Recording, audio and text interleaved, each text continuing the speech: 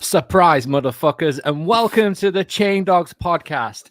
I know it's a Tuesday. If you're watching live, it's a bit of a fuck up right now. There's so many schedules have clashed, and that's the reason why we're doing it. So thank you so much to 12 people that are already watching. Thank you so much to everyone who's in the chat. We'll get to your questions if you fire away in the chat, and we'll get to them. If you are listening to this on Spotify, Apple Podcasts, Google Podcasts, wherever you are, come over to YouTube and check us out live. Subscribe to our channel. Press notifications because we don't know when we're going live at the moment. It's all a bit of a weird one. Sean, you're back. Hello, I'm back. Yes. How are you from your mad random week away? Yeah, just coming down off that holiday high. Like, just I imagine. to be honest. It was weird being in a. It's weird just being in a hot country where it's also hot at night. And then you can just still like sit out, and it was amazing. So nice. It's been too long. That post Spain depression is different, isn't it? Yeah, honestly, definitely. It is. It really, really does. Just want to quickly say there may be a possibility that Joe will join us from Theme Park Insanity. He said he might join us later on. Hopefully he does. The link, Joe, if you're listening, is in our chat. So if you want to join us, feel free. Mikhail, do you wanna take it with the topics, bro? Yes. Right, so we've got a list as usual. A list. We'll start with IAAPA, of course. Sean and Joe's experiences at IAAPA over in Barcelona. As well as Halloween same, bro. As well as Halloween at PortAventura. Have a little bit of a chat about what the hell is going on with stealth recently. What every fucker's getting a rollback. Luca, if you get in the chat, let us know why you're getting so bad at operating stealth, bro. Like, we need to know like, what's going down. No, it's the opposite. It's the opposite. You hand him a brown envelope with some money in it, and he presses the rollback. Ah, shit, the rollback payout. I remember this now. Yeah, this has been talked about. Sponsored by Asda. Anyway. London Resort. We should have had a jingle for that. Announcing some partnering companies the other day.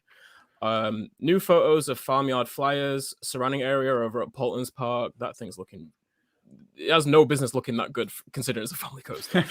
But Guardians of the Galaxy over at Epcot, Walt Disney World announced for it to open in 2022. Yes. And we'll talk about a little bit about the general fallout, like this current saga between Disney fans and just Disney parks in general. It's been a lot. Yeah. First, like the first S&S Axis coaster, apparently got announced by S&S at the IAAPA Expo as well. Apparently going to be opening a park in Europe in 2023. And then finally, we've got a couple of POVs from Jurassic World rides at Universal Studios Beijing as well. So nice. I've not seen them. I have to check that out. Yeah. All good. Action packed. There we go. Action packed, stacked. Yes, we have a lot. And of course, guys, if you have questions for us or any topics you want us to touch on, please do let us know. Fire away in the chat. And we'll pull it up. I just want to say, Ben, no, I haven't been. No, I wish. He's lying. It's his fault. It is my fault. All my fault. Everything's my fault. Fuck's sake, Luke. Yeah. Sake. So, right, Sean. Let's get into it then. Yeah. Right. Let's get to business. Do you want to, for people that don't know, do you want to tell people what you got up to last week? Yeah.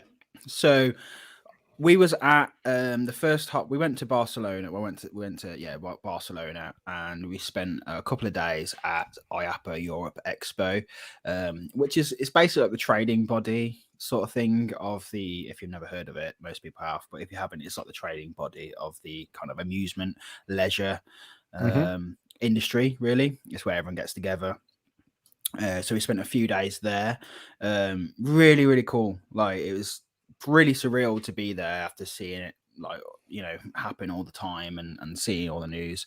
This was like the first in real kind of face-to-face expo they've had since before COVID, and as we all know, they've all been cancelled.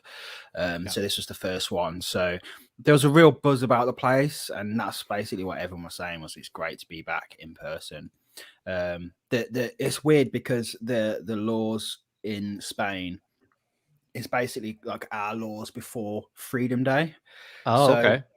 Interesting. Social distancing, if anything, it's probably more so because social distancing is enforced. Masks have to be worn indoors everywhere and outdoors in crowded spaces. But something we noticed was like everyone was wearing masks outside. It doesn't matter if you're in a crowded space or not. Sometimes if you was like walking around, because you did get hot, like some people just lower them for a bit, but for the most part, everyone's keeping their masks up.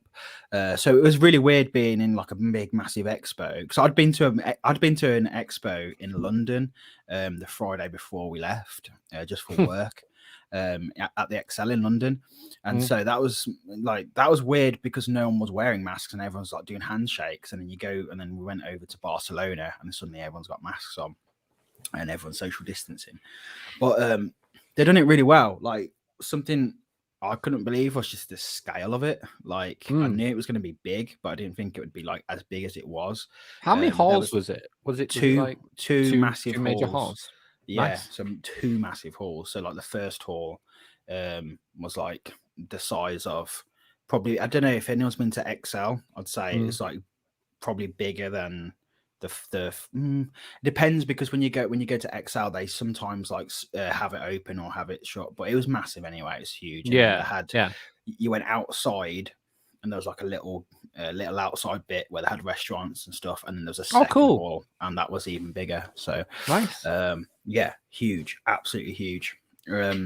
Sick. So it was just like I say, it was crazy just seeing like some of these manufacturers there and getting to talk to people and just kind of nerd out, really. So, I mean, some of the things that stood out, I mean, the first thing you see is they built a big carousel. Like, random carousel. That hall's huge. Yeah, that you can see how it goes all the way down. It goes down. Jeez, that's massive. Absolutely massive. I think GCI is no, this is what you want. This is what I messaged you this. Coke free. So Coke were one of the sponsors. So they had a Coke freestyle machines that you could just walk up to and just help yourself. Can we just take a moment to appreciate the frozen Fantas as well, mate? They were like, honestly, I had about 3 of them a day. Like, I just kept going up there. Did they have peach? Yeah, they did. What, in the frozen Fanta? Yeah, I'm pretty sure. That's what we. Well, no, we had. I think we had lemon, but they did do. I'm sure they did peach. Yeah. No way. They should have flown you out for free sponsorship, free advertisement. Sorry. They should have. Like, the amount of I would have just posted about the Fanta all day. Like, come and get your free Fanta. Yeah. So and I just love the slogan: "Great rices serve great drinks." So there you go. Yeah. That was really cool. But so GCI were there. Speaking of great, with the Rave Train. Yeah, these were Rave actually Train. Yes, the Rave Train. So I'll show you the Rave Train first. So that's the front of the Rave Train. I think what they call it, I don't think I would call it Disco Train, but yeah, Rave Train is pretty cool.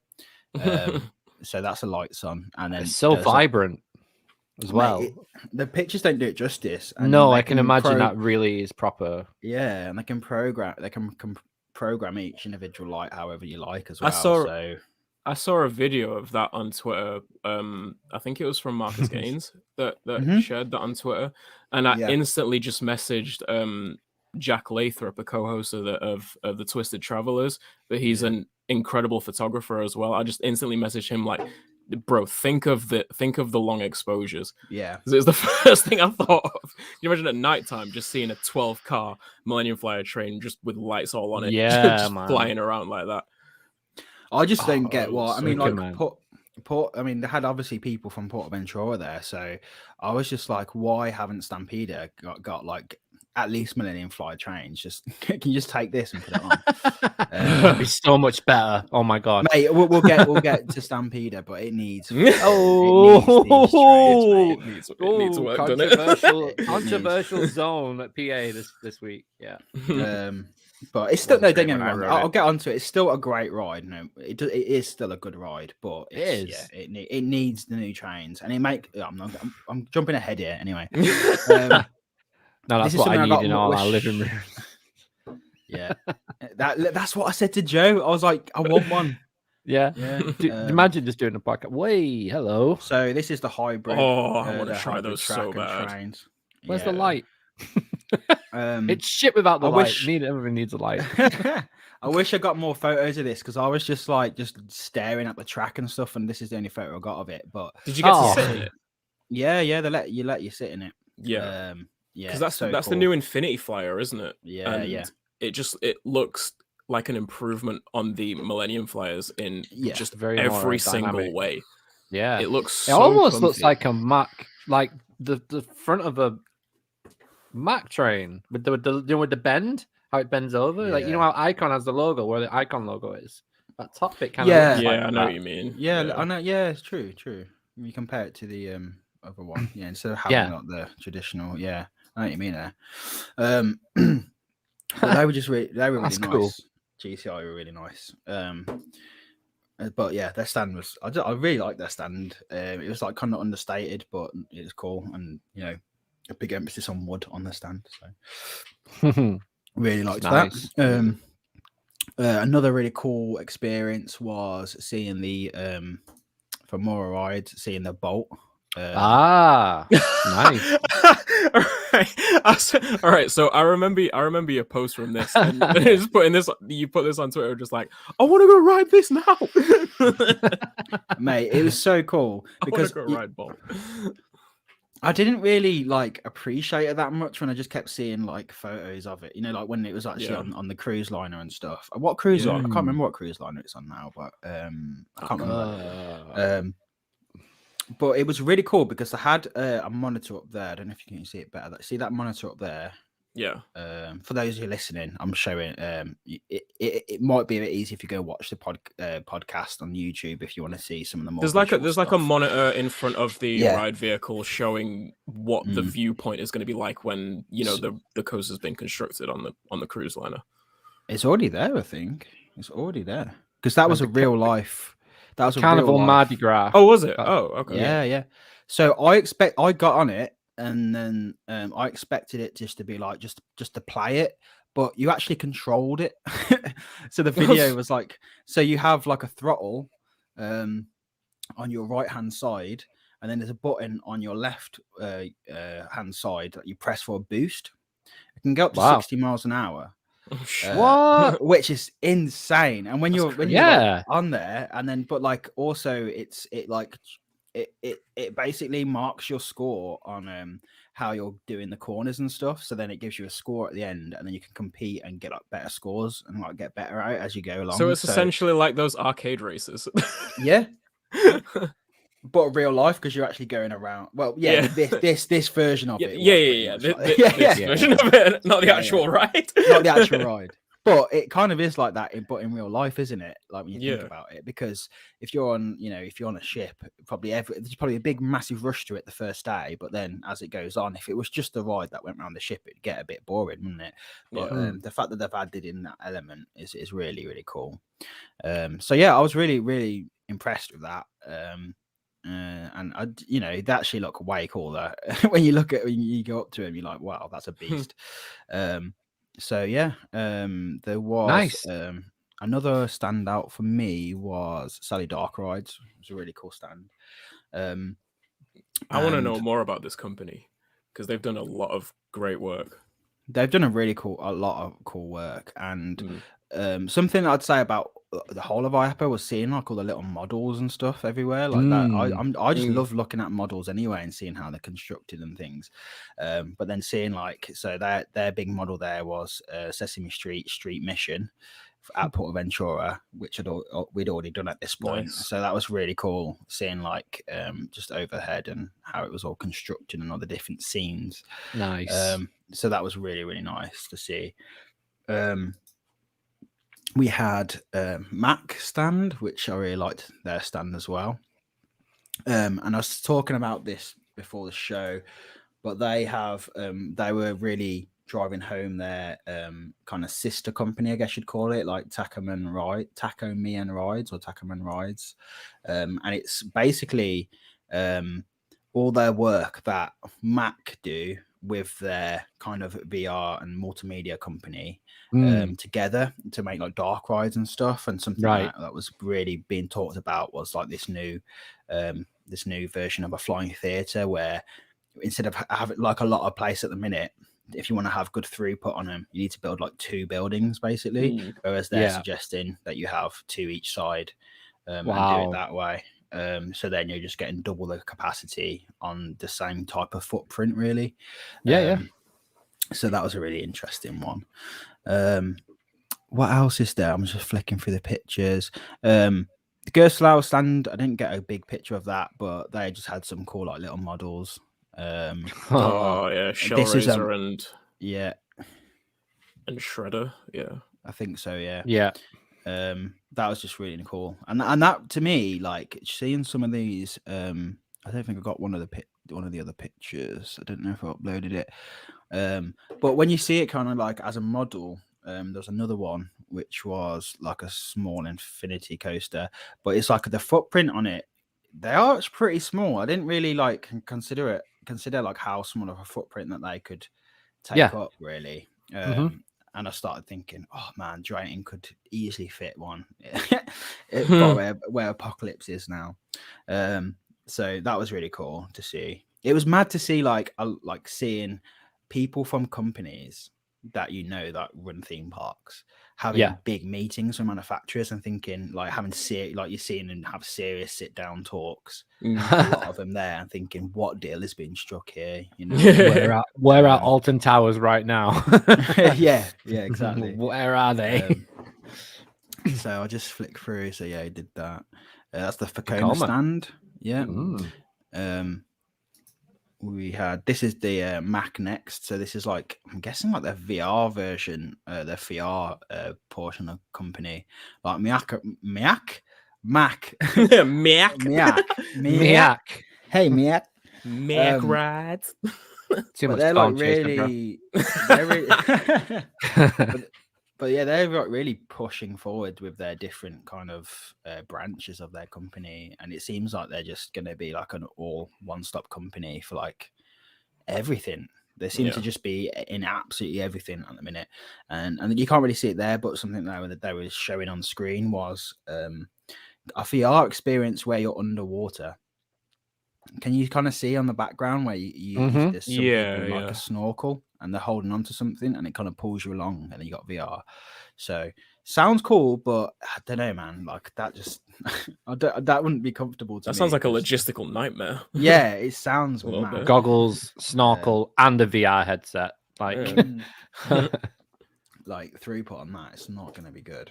No. Did you get to see the instrument stand? I see it on the right hand side over there. Yeah, I've got another. I thought I had a picture of it. No, that's Vekoma. That's B&M. Very just, B&M. What you'd expect. We are B&M industry leaders. It's pretty.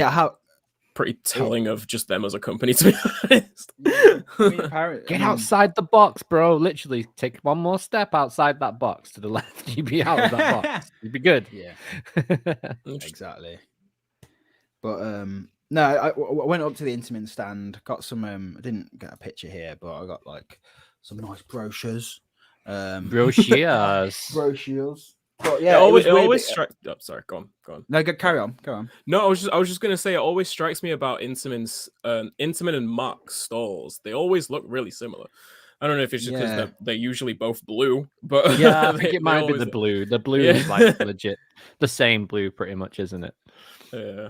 Oh, so annoying. I have got a picture somewhere, but I can't get it. But Damn it. Intamin's looked a little bit like more like, I don't know, a little bit more snazzy, I guess. Mm. They just made a shit There ton of was- money. That's Yeah. probably why. There's a really cool stand, Doff Robotics. I was just that about to say. did- yeah, so this was a VR. I wouldn't say it's a coaster, but they weren't really like calling it a coaster. They were just calling it like a VR experience. Which I prefer the sound of that to then just trying to call it like a coaster. But this is actually a video that the quality is awful, but because it's Twitter. But this is me and Joe on the ride, taken by Chris Ryan from Shutterbug. I didn't know he was there. So this was one of the best VR experiences I've ever done. The movement was like it wasn't like as jolty as some of the other ones look. And it really reacted to what you were seeing a lot better. But what it was really weird because that stand looks a bit like Stargate. I was expecting it to be like space themed, but it ended up being you basically on the Great Wall of China, and you was on the back of this tuk-tuk bike, and this guy was like cycling along the Great Wall of China, and then he lights a firework on the back of his bike, and then you just go shooting off, and then you like the Great Wall of China is like going upside down and stuff, and then you go off and visit the moon, and then there's like dragons and shit. There's the and, space. yeah, we need a bit space in it somewhere. Yeah. But maybe they just made it look like that, just like, hey, cool VR attraction, as opposed to specific space theme or anything. But it was proper good. So really when are they impressed by doing when are they doing that for No Limits 2? Like when's that when's that a thing? When can we get that in our man caves?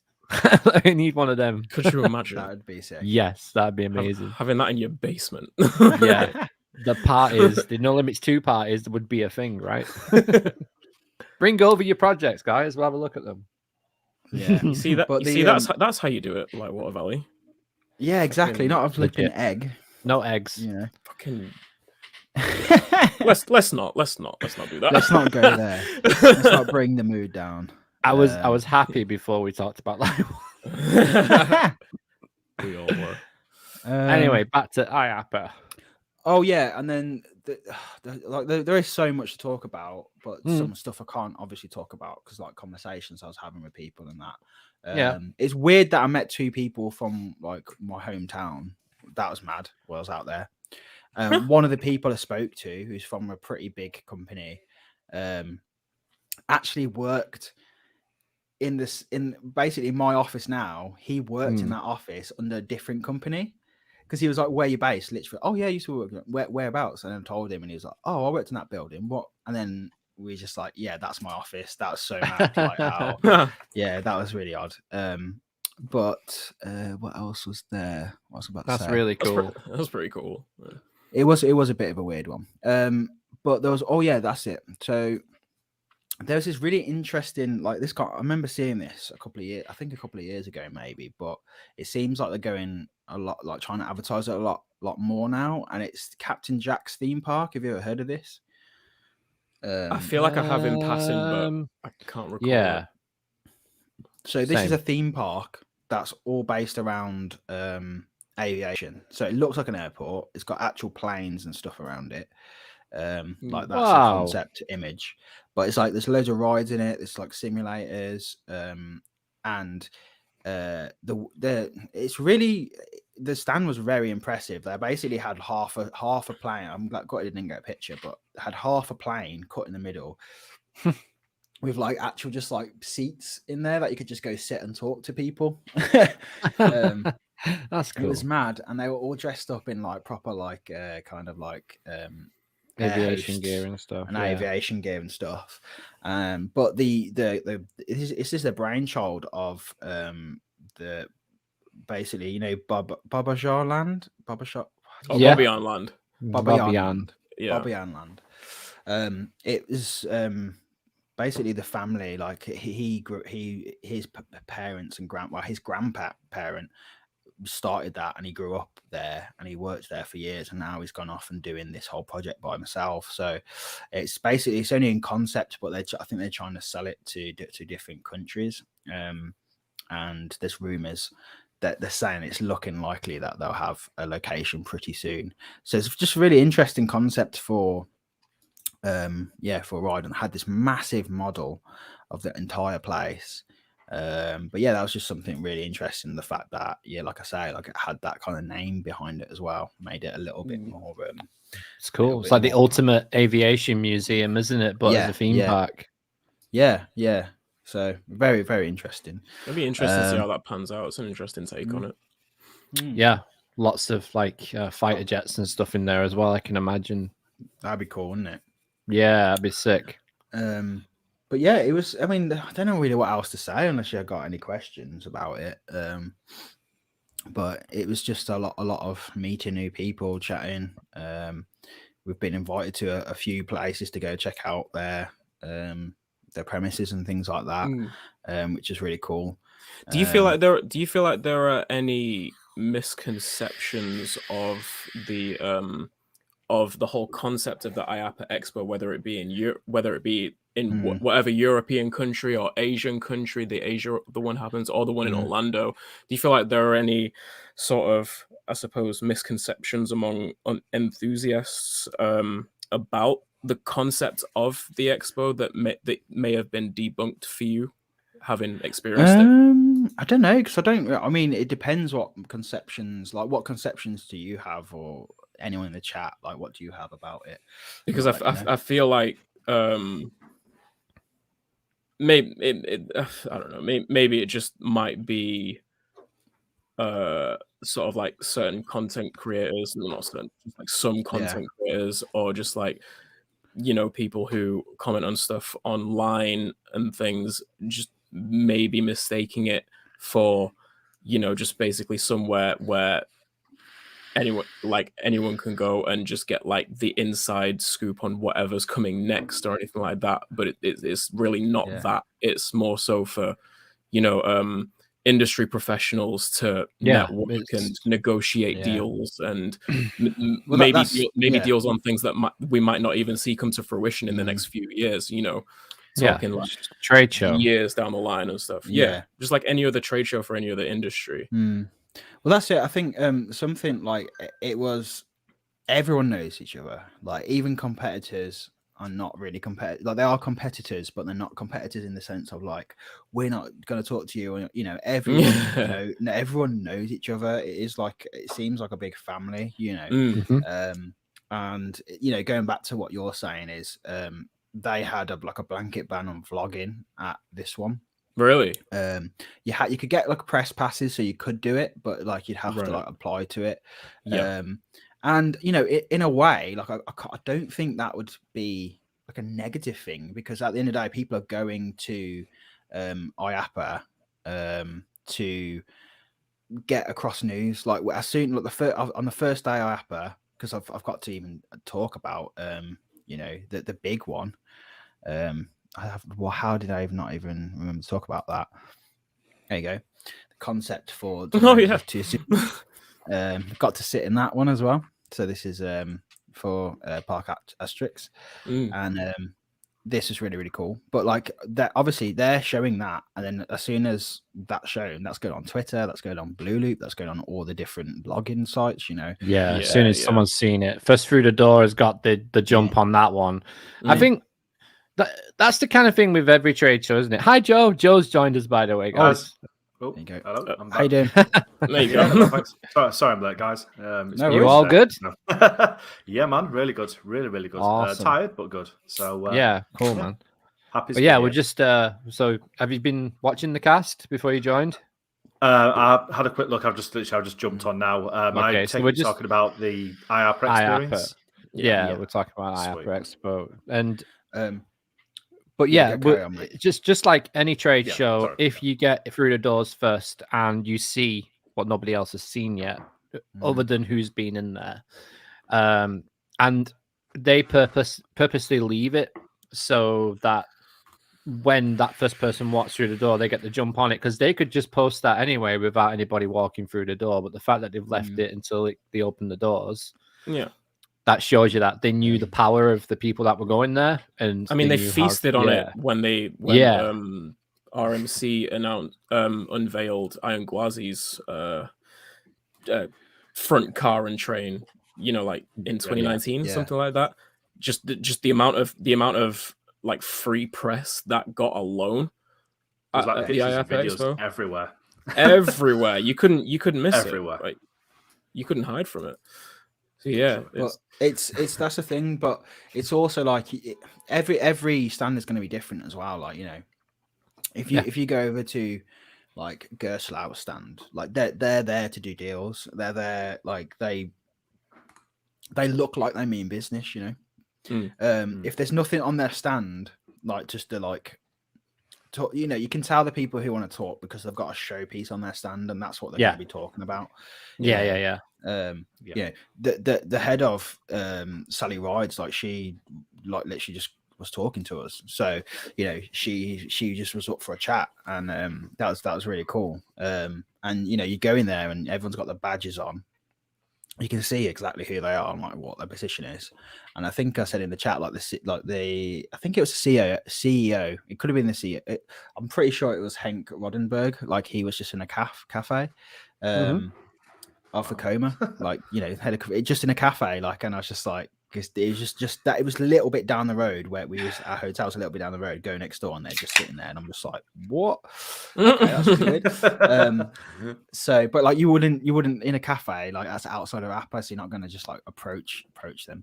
But you could very easily see like people going, like, say, because like next year it's going to be in London, like, I think it's going to be crazy, but I also can see it being flipping annoying for a lot of people who are there trying to like do business and things, because there's going to be a lot of vloggers who just turn up and will just be going, asking them a million questions, getting them to do video things, and it's like, at the end of the day, like, you got to kind of get that. You can. There's a way to be like polite about it.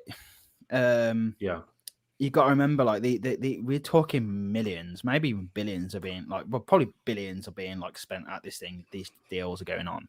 So obviously it's gonna depend on your channel. Like, I wouldn't personally, like, this is just a personal take. I'm not gonna go up to like a B&M and go, hi, can you? I run a channel. Can you do a quick sit down interview with me? Maybe there's a way of like organizing it beforehand or doing something like that. But yeah, like, I think it's just a case of like they all know each other. Vloggers coming into it are going to be not part of that circle or that. Don't you have to be a member to go to it anyway? No, you don't have to be a member, but if you're not a member, it is expensive. It's expensive as it's not. We didn't pay that much. I can't remember how much we paid now, but it was pricey to go. But for like for us, it was business. Do you know what I mean? We was going there for business reasons. We weren't going there for like Parkspill reasons. But like, I think it'd be. I think the ideal thing for IAAPA is bloggers, because you can just have a conversation with people and take that away. When you start adding in like the video side of stuff and like trying to get interviews with people like that, sorry, that's just going to be awkward for some people. But like I say, every stand is different. Some people are there from a lot of people there from marketing, so they're like, yeah, I'm happy to like go on camera and talk about what we've got going on. So but yeah, I can imagine that next year it's going to be like flipping vlogger central. I think what I would do if I was doing it from Coastergen standpoint, not a very big channel, but want to cover the event as best as I can, is I'd be going checking out the new people. I wouldn't be focusing on like being Intamin, Vekoma. I'd be like checking out the new people, the first people, maybe people who it's the first time there at IAAPA. That's who I'd be reaching out to. Like, what are you guys offering? Like, what are you offering to the industry that could be groundbreaking? And you never know. Like, it really could be. I'd be doing that. It's important to say as well, the first day is a members only day. So that's probably a good thing. Yeah. So maybe the rest of it is opened up. But they did talk to when we was at PortAventura. It was really funny. It was in the queue for Sesame Street Mission, and there's a guy in front of us, and I was kind of just like vlogging inside, and then he turned around to me and went, "Oh, how was IAAPA?" And it's this Austrian guy, and I was just like, "That was good." Like, I'm not going to say the company he's from, but it's from like a pretty well-known company. And I was just like, "But how do you know?" Like, I didn't know who he was. How do you know? He's like, "Oh, I saw your tweet like yesterday or something." And I was just like, so we ended up going on the ride with him and stuff, and it was really, really cool. But he was saying the last day was really weird because there was just like the last day of IAAPA, like we didn't go to the last day of IAAPA. There's quite a lot of people I know who kind of just like left, either went to PortAventura or went home. And he was just saying that the last day was really strange because there was just people like with their families there, like kids just like running around and going on the arcade booths and just like going in the VR and the play section. He was like, he was like, they were dressed like they just come from the beach and they'd just been let in, and it was just really weird. It was like just families walking around IAAPA, and I was just like, that's crazy. That's what it's going to be like with vloggers next year in London. It kind of that's not all the way surprising for me. Like, I just think that from the multitude of different places that these industry professionals will have come from, it's not out of the realm of possibility that some of them will have just had to bring their family along with them. That's what I said, and he was like, "No, these weren't. These were like." Oh, was it not that? Yeah, he was being pretty like families. He might have been like being quite presumptuous, but the way when I said that, I said, "Oh, maybe it was just like the families, like they just come along or whatever," and he went, "No." straight faced as fuck. Shut him down instantly. I'll right. This was not anything rational. Yeah, you did not enjoy the last day, sir. There was something I was curious about because I know that with the Orlando Expo, they always have a heavy educational sort of element to the trade show as well, or just in the itinerary. Yeah. They'll talk about things like revisions of safety. They'll have seminars on like revisions of safety policies, standards of customer service throughout the industry, and things of that nature, where they just just present new information and new, I suppose, evolutions in informations and mentalities at different places throughout the industry. Was there any kind of component like that that you got to see? Well, this is the thing, right? So we got there on the Tuesday. I can't remember what the first day was. I think it was Tuesday. Joe will tell me, but I think it was a Tuesday. But we so the first one we wanted to go see was like about dark rides. And it was like the future of dark rides and stuff. But we got in line. We was right at the front. We got there pretty early, and we was like, "Want to get good seats."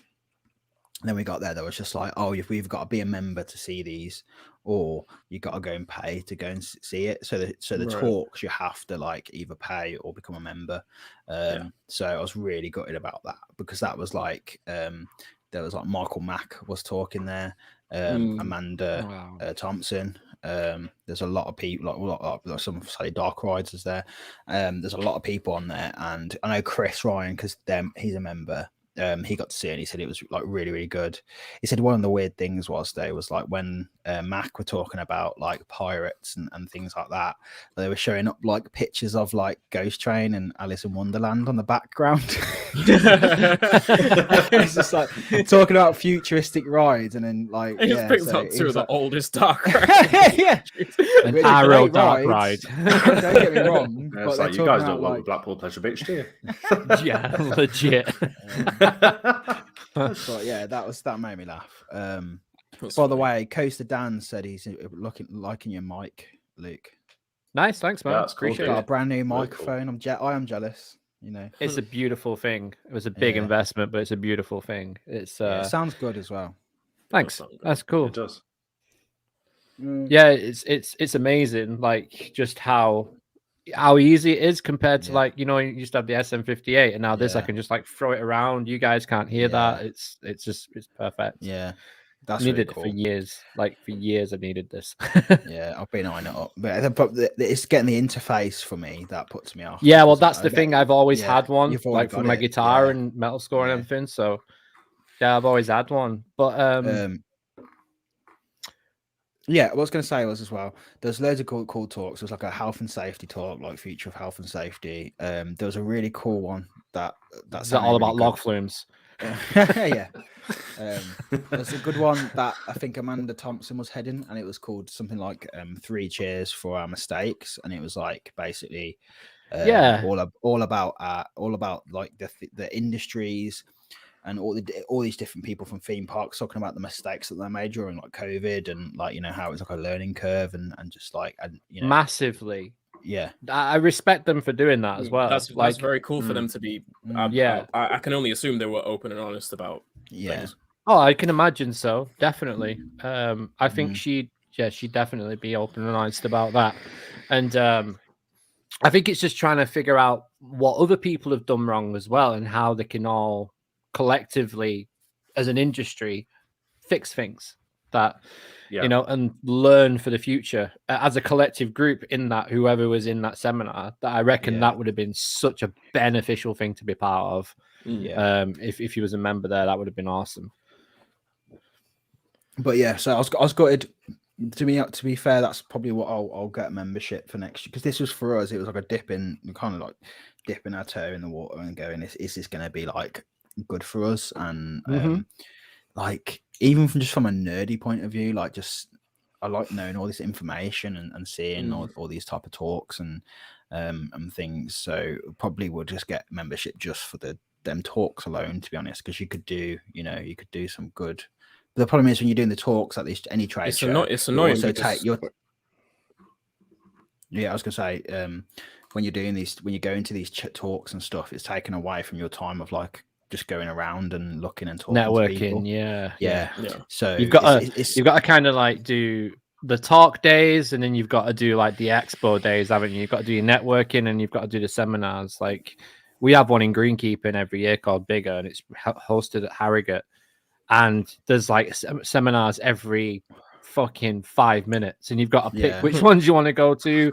I'm sure it's the same in the videography industry and multimedia, what you do.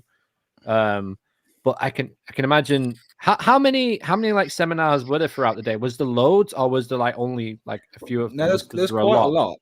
There's quite a lot. I've got the manual of the thing down, the schedule down there, but there's quite a lot. There's one on TikTok that I just wanted to go for, just to know, like marketing with TikTok. Which, that was definitely mad. Blackpool Pleasure Beach running that one as well, I reckon. It sounds mad, but that is like one of the TikTok's biggest crazy platforms now for any company or influencer, but like nice, Chris. For theme parks. Yeah, around 7 a day. Around 7 a day. There you go. Wow. So that was good. It was good seeing Chris as well. We had like a few beers, and we was met up and stuff. So it was good. It's good seeing Chris out there. Awesome. But yeah, it was really good. But I think anything else, I think that's everything. But anything else that comes to me, I want to skip back to it, because I know we're at 8:15 now. We're at 8:15 now. So we'll move on. So what's next? So moving swiftly on to down from Barcelona to Salou. Oh yeah, you had a good time in PortAventura, didn't you? Oh mate, it was so good. So that fucking view though. I'll try and blast through this so it doesn't. This might end up being like, like when you go around to like to a couples and they show you their like honeymoon pictures. Like, I'm going to try not too much like that. I just put some background music on. So this is our hotel. Very nice. That's lovely. That's on the far side, right? So yeah, this was Hotel Gold River. I've never stayed on resort at at PortAventura, we've always stayed in Salou. Mhm. But we just wanted to experience it, and I'm so flipping glad we did, because this is the best hotel I've ever stayed in my life. Like, it was so good. So yeah, so this is where you look. This is the entrance, and that building there is called City Hall, because this is in the interior of it, so really cool looking. Holy Wow. shit It's balls! mad. You would We expect were that from the exterior. actually no, It looks we like the was looks actually are. on. We was on the second. It does. We was on the second floor. But this the whole basically. I didn't realize how big this place was, because Yeah. when you get outside and it's like an actual whole village of like a Western village. Wow. That's incredible.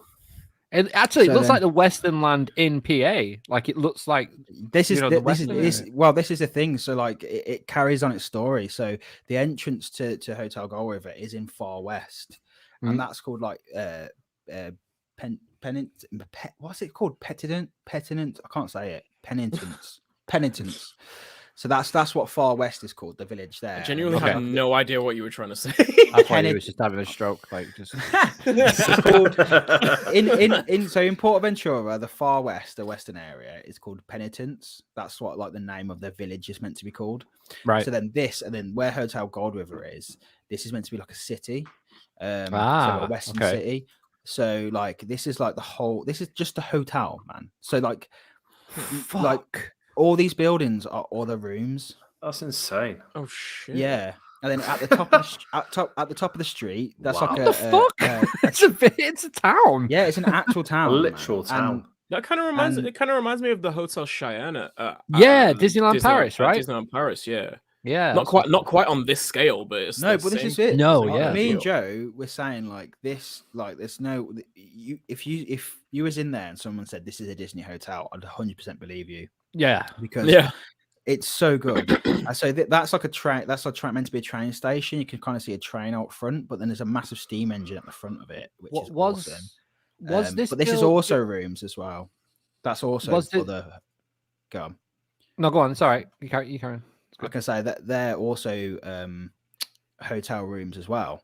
And then you've got this, which is like the mansion of the town, which is called Wow. Hotel de Lucy. Mansion de Lucy, which is like the 5-star rooms, and that's got its own private pool. Oh. That looks Um, beautiful. It's so good. It really does. It's so good. And you had and then like at night as well, even like look how cool that looks at night going Wow. down there. Wow. But they had Really- everything. Really rustic. But that's like It one does. street. It goes all the way around. There's another street that I haven't got pictures of on here. But then the pool that everyone can share. Like, look at this pool. That's Stampede in the The background. size of that. Which is so cool. Like, Joe, I didn't do a pool day, but Joe did a couple of hours on the Saturday Saturday afternoon. While I went around and got some like video, just some clips and stuff. No, you and just sat on she- Shambhala, she- didn't you? Don't lie to us. Oh, Yeah. it's just trying to lessen the blow, isn't it? That's what you're trying to do. But Joe said you just sat in that pool and just watched Stampede like going around and hearing it and stuff, and it's really Yeah, cool. it's mad. Honestly, that That must be hotel so nice. is next level. I didn't put the view up from my room, but yeah, our view was The literally skyline, basically. the skyline of like the entire. So we had 2 windows because it was on the corner. One side was on one side was like PortAventura, and the other side was like just Red Force, so you could just see everything. It was so good. But yeah, so we got there on the Thursday. We went around the park on Thursday night. Just went and walked around. Something that's weird. Oh, then we did Friday and then Saturday. So something weird was on Friday, 8:00 close, right? So the park closed at 8, but everywhere in the park except for Mediterranean area shut at 6. So you could basically only go in Furious Baco from 6 till 8. What? Yeah, What? it's something to do with COVID because it didn't used to be like Oh. that. I think that's Is it the probably what pinch it point is. of that the corner around the lake? Because it is quite. No, it's not that. I think it's just they're just being PortAventura, aren't they? They're just like they're just being annoying. Like they're just saying we don't want to pay for extra staff or whatever. they can all go home. So yeah, they're shutting basically all the rides For 2 except hours for- though. Yeah, That's ridiculous. Don't try and make sense of it. Just don't. Just it's just stupid. And then Saturday was 11 o'clock close. So Saturday was 11 o'clock close, but then it was the same sort of thing. So everything shut at 8 o'clock this time, except for Far West and Mediterranean. So you could still go on like Stampeder. You could go on like the Rapids at like night, which is awesome. To be honest, I loved going. Yeah. At night. Yeah, that was cool. That was insane. Like they are never quick lived- rapids. Yeah, They're really they were quick. really good rapids. But yeah, so like they had like just Far West and the Mediterranean area open, but it's just annoying because it's like not everyone's going to look at the website and stuff like that. Like we already knew this was going to be a thing, but like for people going there, let's say if you're local, say if you go to Alton Towers and they're like, you know, till 8 o'clock, we close at 8 o'clock, and then everything shuts at 6 except for like Spinball Whizzer. Like it's just such a weird thing. Like The big uproar. I just don't get that. But anyway, so that's something you got to bear in mind if you go in. That things do close a little bit earlier than you expect. But yeah, so Saturday was when we did Halloween, and me and Joe have only ever been to PortAventura at Halloween, which is so every time we go, it's like that this time of year. But it was really, really good. So like REC. They do all their fucking maze. Halloween theming so well around there. Like there's just so many pumpkins everywhere. Like the set pieces are massive. It's like the skeleton from the top of the. So it's like the skeleton from the top of the Ghost Train's gone on holiday, isn't it? It does look like that. He's left Blackpool. He's chilling in the saloon. Needs a glass of sangria and he's happy, isn't he? You know? Oh fucking hell! It is, yeah.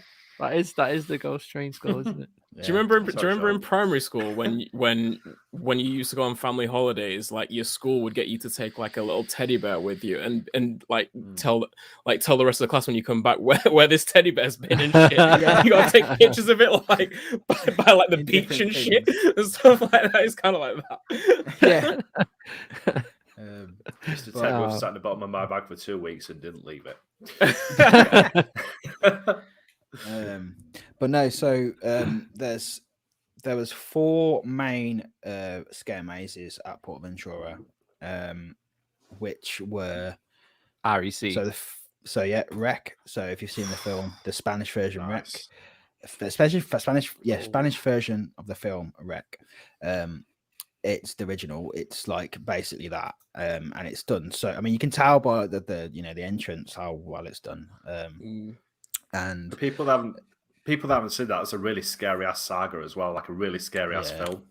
Like, I did that maze big time. I did that maze a while ago, and I was so confused. I was just getting scared, like left, right, and center. I couldn't figure out what was going on because it's all in Spanish, and I was just like, I don't know what it's like now, but back then it was freaky as fuck because you didn't know when, like, obviously there's a build up, like. And you're like, I can kind of see somebody going, oh fuck, like. I mean, they tried to do they did like a British version of it called Quarantine, but it just flopped completely compared to that. Oh, okay. So it's obviously one of their films. Yeah, it must be. That's cool. But That's cool. I did it in 2019, and this one was like this version of it was so much better. Like it was so much better. Also, because of the laws, the plus side is they're doing really small groups. So last time we did it, we were in a massive group. Here we go. We were like right at the front for Rec, so that was really good. Nice. But yeah, you basically start off like going through these tunnels. It's funny because like they have to basically they have to like sanitize your hands, but they always like and all the mazes they like make it part of the story. So like in Rec, they just had this zombie come out in like a gas mask and stuff, and just like squirted your hands like that, and it's just like that's fantastic. Yeah, that's brilliant. You went in there, and then you were basically in the flat, like the apartments in the film. So you're like going through these corridors, and you're like in the apartments, and then it gets crazier. And then you go into like the center room, which is an absolutely massive building. big massive projection. It's like the size of like a flying theater screen with like clips from the film playing and things like that. There's like loads of animatronics in it, like more there never used to be animatronics in that, and now they've got loads of animatronics in it. Like literally a zombie like comes out of nowhere with a chainsaw, like it's animatronic like towards you, which is crazy. But no, that was a really good one. Then that was probably the most jumpy one we was in. The second one was Apocalypse Maya, and this was like more like a kind of Amazonian type of thing, kind of cannibalistic. Mayan, isn't it? Yeah, Mayan, yeah. Maya is called the Apocalypse Maya. Maya, but yeah, it's Mayan type of thing, and it's about it's hard. There's not really a story in it. It was just like you was going through these like, because it's in that area where like Hurricane Condor is. It's just like all themed to that. But this is like really crazy bit where you're going through like this crypt and there's just like burnt bodies everywhere, and nice. And then you go through this like hospital unit bit, and there's just like all these burnt like patients on like lying down, and then like this one animatronic just like launches up at you, which is pretty mad. And then there's the end bit, because there's a big show that used to happen in that area, in that big show building.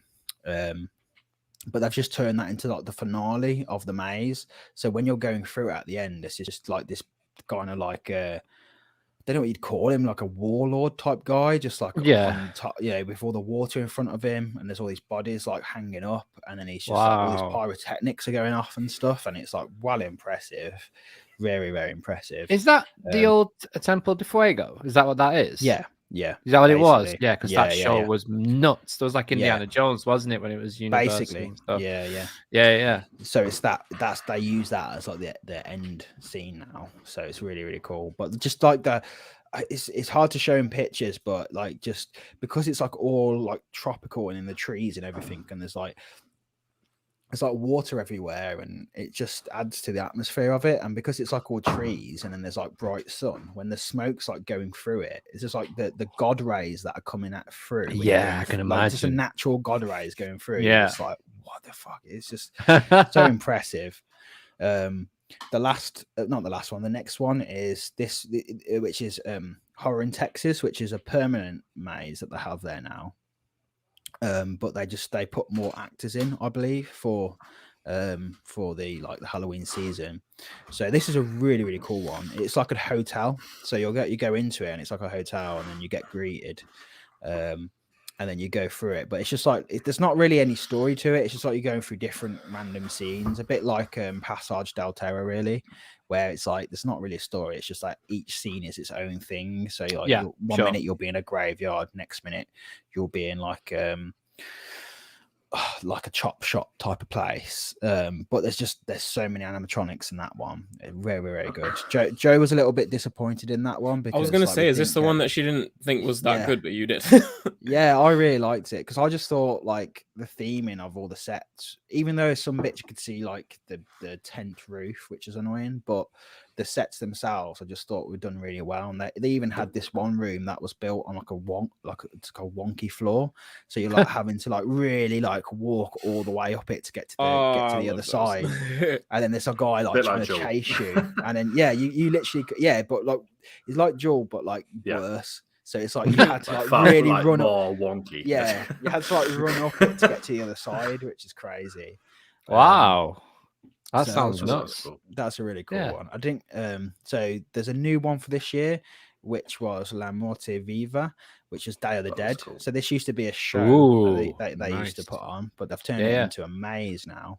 And honestly, this was a stunning maze. Like, this was not that jumpy, but my favorite maze of the whole one. It was basically like you going through like this it was obviously in the Mexican area. You're just going through like all these different like streets in Mexico, and then there's this one bit where obviously it's all in Spanish, so you don't really know what they're saying. But there was one bit where like all the makeup was amazing, but there's this like kind of like Day of the Dead goddess type woman, and she was there with this skeleton baby sitting in this big throne, and she was just like telling you this story, and it was almost I kind of gathered that it was like you were going to the other side, the other realm. Bit like Coco sort of thing, but an adult version of Coco. So then you go through it, and then like you're kind of like in the other world. And it was just really good, but it also had like funny bits where like you're going through it, and then it's just this like guy would just come out with a trumpet and be like bah, bah, bah, bah, and you're like, what just like loads of like musical instruments in it and stuff, and it was just it was done very, very well, I've got to say. That was like our favorite one. But so and then the last one that we didn't do because we did it a previous year, and I have talked about it to you guys before, which is La Alamatida. And this is, they basically turned the water park of PortAventura into like the world's longest maze. And it is very impressive. We did it in 2019, and it was done so well in terms of like when we did it before, there was like they had the pool, like they had like zombie pirates like going around on jet skis, and then big water packs, then water like packs that like jet packs that shoot you up. Nice. Like they go I to want to try one level. of those so bad. Yeah, I do as well. We get injured. We get injured. Yeah. When then things go wrong on YouTube too much. It must have been anyone. It must have been like when we did it, it must have been like a half an hour maze. Like it was a long maze because it's the entirety of the water park. Jesus. And it was done really well, but the problem we had was like I think it's a different company to PortAventura who put that on. It's almost like a separate thing. So you can buy like a pass for all 4 mazes, and then you can pay like £8 extra to have that added onto it, or you can buy it as a separate thing. And when we did it in 2019, they just oversold it. So it was just like we waited 2 hours in the queue to get in.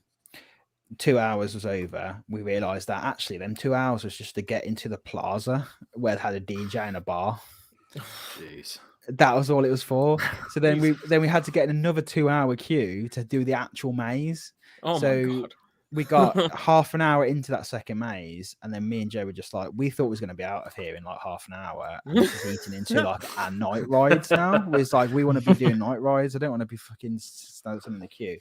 So had so many staff just going around the queue going, do you want a fast pass? Do you want a fast pass? €10, €10. And it was just like such a con.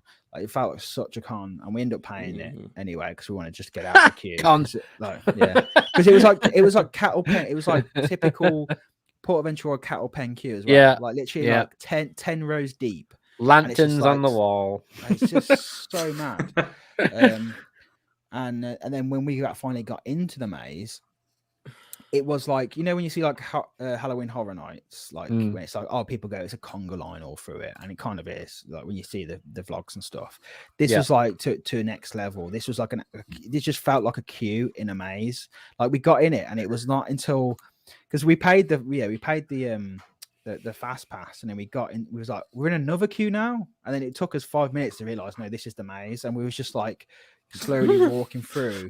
People were stopping. You'd stop there for ages, and then you'd carry on walking. It was like that all the way around, and it was just so bad.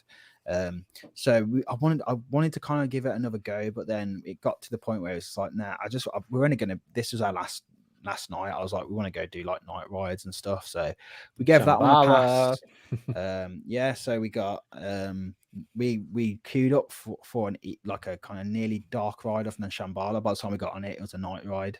that was like one of the best experiences of my life. Like I've never done like a night ride on Shambhala, and it's another level at night. That drop feels like it goes on and on and on and on. It's so and it's like all the rides we had on it this time were just so good. Like it feels like it's getting like more intense as well. I've noticed that. Yeah, it's getting like more intense, but not in a bad way where it takes away from like the airtime. It's just like where it needs to be intense, it's good. You need it. And yeah, it's that ride's just getting better and better. Like it really, like I come off it, and because it wasn't since 2019 I did it, I come off it and I was like, I knew this was good, but I just forgot how flipping good that, because it's not even like the ride is amazing, but it's also where you are as well and the views you're seeing, and it's just everything about that ride is just so good. It's perfect. I messaged Joe really I messaged Joe on Twitter. I think it was like one of the first rides you got of it, like of your entire trip there. And I was just saying like it's the best B&M hyper, and she said like instant back to being my number one coaster. I'm like, I believe it. It is literally that good. The first ride she got on it, she come off and she went, that shit's all over Taron. And I was like, no, I was like, it's my second favorite coaster, but I was like, I bet we go to do Taron next, then you'll instantly feel because it's hard. It's just too hard to like. Yeah, it's one of them where. What the fuck is a Shambhala? Yeah. So am I the only one out of the four of us here that hasn't ridden Shambhala then? But you've ridden Silver Star. So you've kind of got that on us. Yeah. This is the other one. That's a fair point. That is fair. Yeah. But so it was. But the funniest thing about that night ride was like we were because we stay in the hotel, you get like really cheap fast passes, include like if you can upgrade to really cheap fast passes, and we all know Saturday at PortAventura, there's no option. You've got to get fast passes, or you're in like 2 to 3 hour queues all day in that blistering heat and cattle-pen queues. It's just like not an option. How many trains were they running on Shambhala as well? Because that's something I've heard about them running like 1 or 2 trains to run up the queue lines, and then three trains they were running on the Saturday, which is really good. Okay, 3 trains. All through the week though, they were running 1, and then on Stampeder, there you go. They were running 1. And they were half filling the trains. Like it was just weird. Like they were just half what? filling So the they only train. had one side. Wait, you mean one train per side, or just one train? So like on Stampeder, so that you got the 2 trains, but both sides they were half filling the trains. And then every time, like when we were queuing for it, we were like, that's really weird. And then every time like a group would get off, they would shut off another row. And this was at like 4:30 or something. So it was like, so it was so bizarre. Like I just don't understand it, and it was just so weird. Kind of feels like there was a miscommunication there between the rides hosts. But I spoke to Scott from Pleasure Beach Experience, and he said they do that all the time, and I've never experienced it before. Like literally, I've heard it from multiple people that they'll just do things that will like just extend, like make the queue longer than it needs to be, and it's supposed to provide incentive for people to buy fast pass tickets, which is a scam. I'm sorry, that's ridiculous. Yeah, that's the only thing that, like, for me, PortAventura is like up there in terms of like my favorite park. But it's like when you go there on a busy day, it can be the worst park in the world.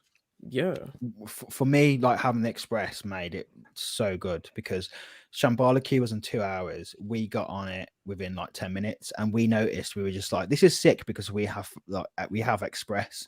Yeah, but we noticed that they were just like filling the whole train of Express, and then there was like letting 3 rows on of just normal queue, and I was just like, yes.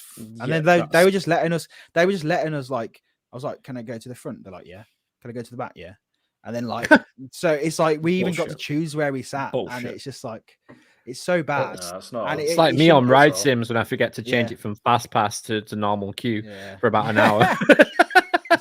And it's infuriating, but like it because I remember in 2019 we went on the Saturday and we didn't have Express, and I refused to pay it because I never buy fast passes when I'm at parks. Like I just don't do it out of like principle.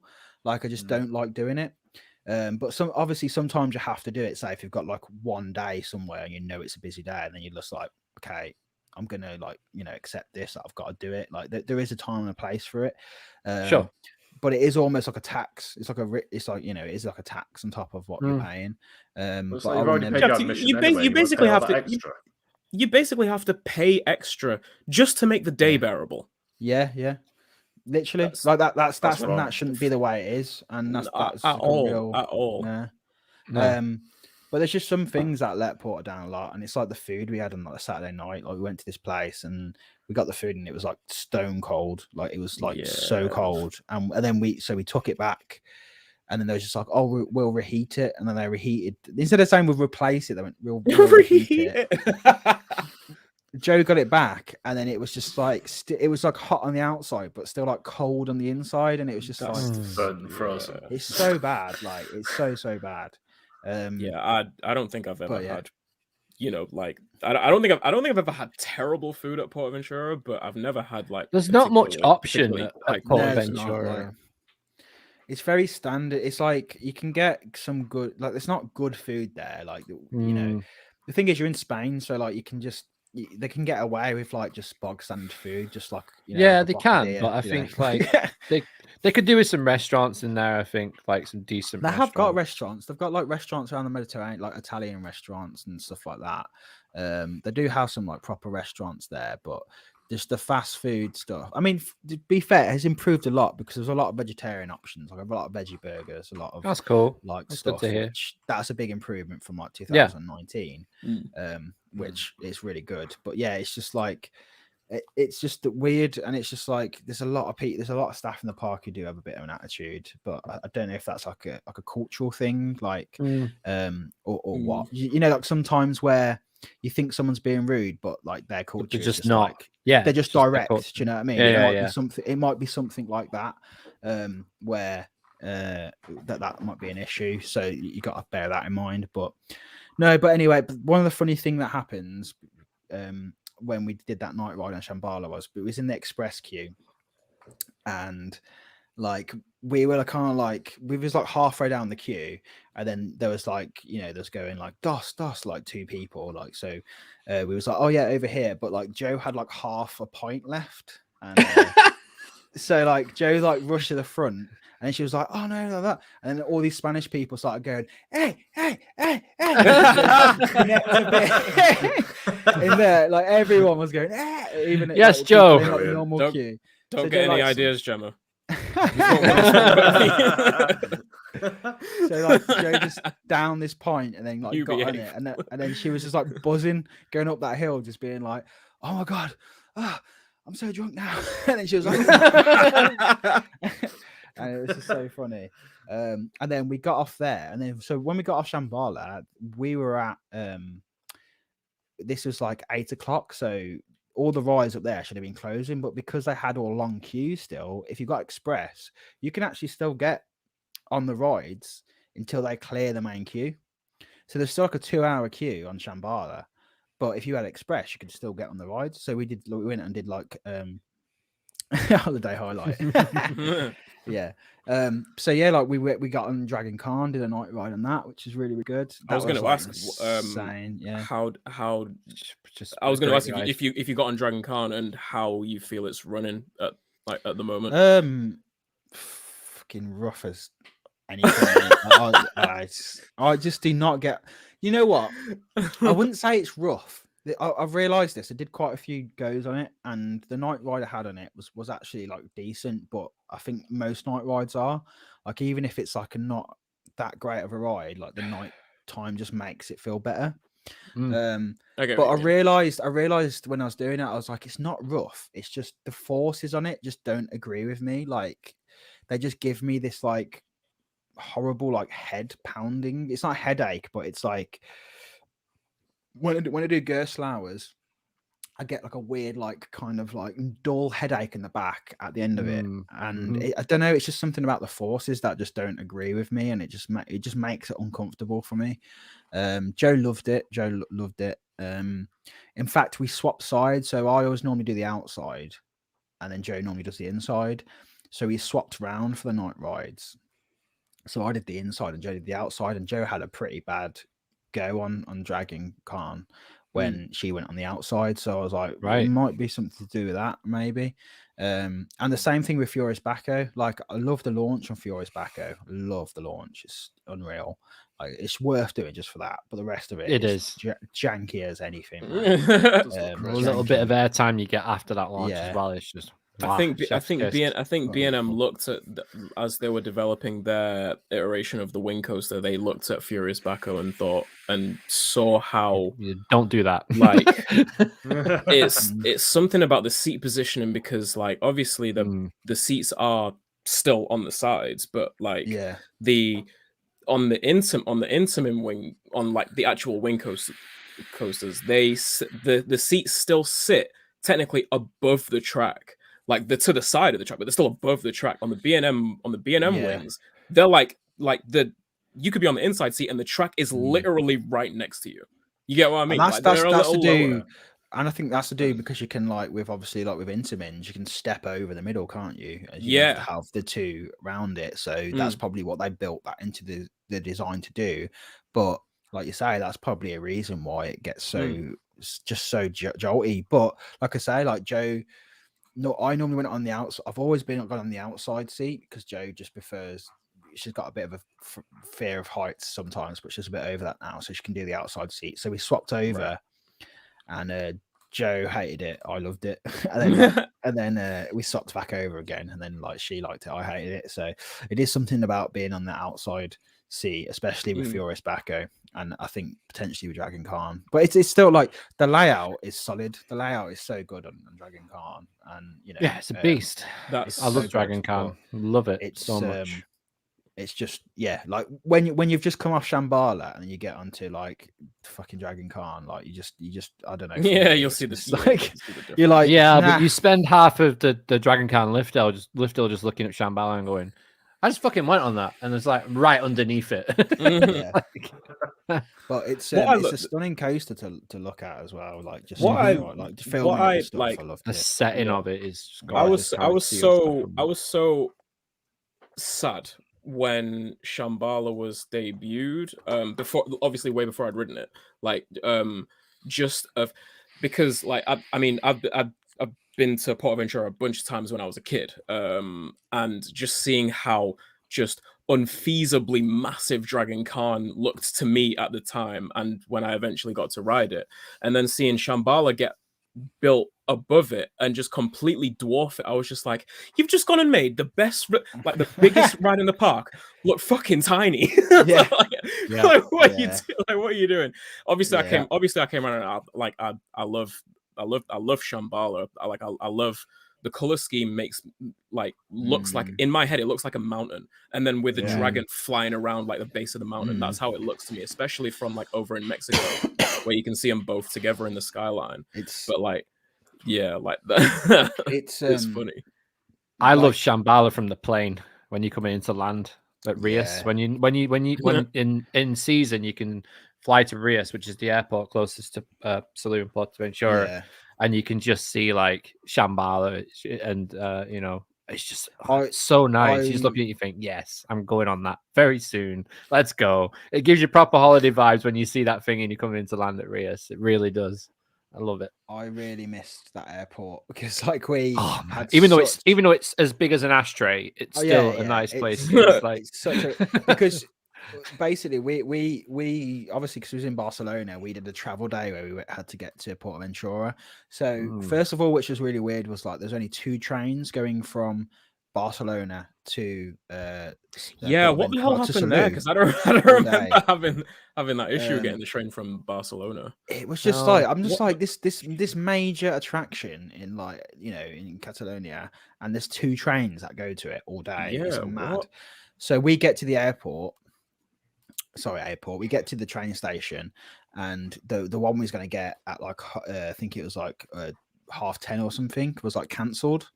So we were just like, oh, okay, this is annoying, but we couldn't check in until 3 anyway. So it was just like, we'll wait for the next. So no, the next one was going to be at 4:30. So it was like, that's too late. We want to go to PortAventura on the evening.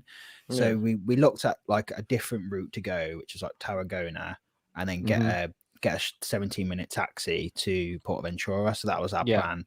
Waited for that at like 12 o'clock. Didn't come. So eventually we was like, what's going on station though? And the trains are all on a strike at the minute, so we don't think there's going to be any trains today. And I was like, oh my god, we've sat here for 3 hours, and like no, like obviously we hadn't asked anyone, but we can't read Spanish, so there might have been things everywhere. So it was just like, oh, this is so annoying. So we looked at the buzz timetable, no buzzes to PortAventura at all. Just don't do him from Barcelona. So then like I spoke to Scott from Pleasure Beach Experience, and he said just go to Terminal 1 at Barcelona. They run a coach every hour and it will take you directly to the hotel. So literally did that. I think it was £30 each for return coach. No problem. Got there. All Standard fine. transfer fee, there that you isn't go. it? From Barcelona to Salou. And it just picked us up on Sunday morning to get Shout out Scott for the there. assist. Yeah, Scott right in there. But exactly, he's he's well traveled. He knows his stuff. But it was just weird. It was funny though because like we get to so we're on the coach. We go past the park. I'm like, there's Shambhala, there's Hurricane Condor. I can see the whole skyline. I'm like, see it coming up, and then I start seeing it go off in the distance. And I'm like, why are we getting further away? What is going on? Dropping people off. And I'm just like, no, come back. And then we basically like stop somewhere, and then like a few people get off the bus, and we're like, what's going on? And then this Spanish woman went, he just said, she knew that was English. She went, he just said, if you want to go to PortAventura, you got to get off here. I was like, thank God she was there, because I had no idea what he was saying. Yeah. The guy, it was really like, I'm gonna learn a lot. You could have ended up halfway down the East Spanish coast, bro. Mate, I don't know where we ended up, but the communication was not going on. I definitely want to be part of Ventura. More like PortAventura. But we get down in the Canary Islands. We get a 10-minute coach just up to the resort, and then it drops us right outside of our hotel. So it was good in the end, but then it does that on the way back as well. So just in case you are getting that coach, just know when you get to Salou, random part of Salou, not like main Salou, just random part, back street somewhere. I mean, when we come back, where we had to change off was like on the side of a motorway, which is weird.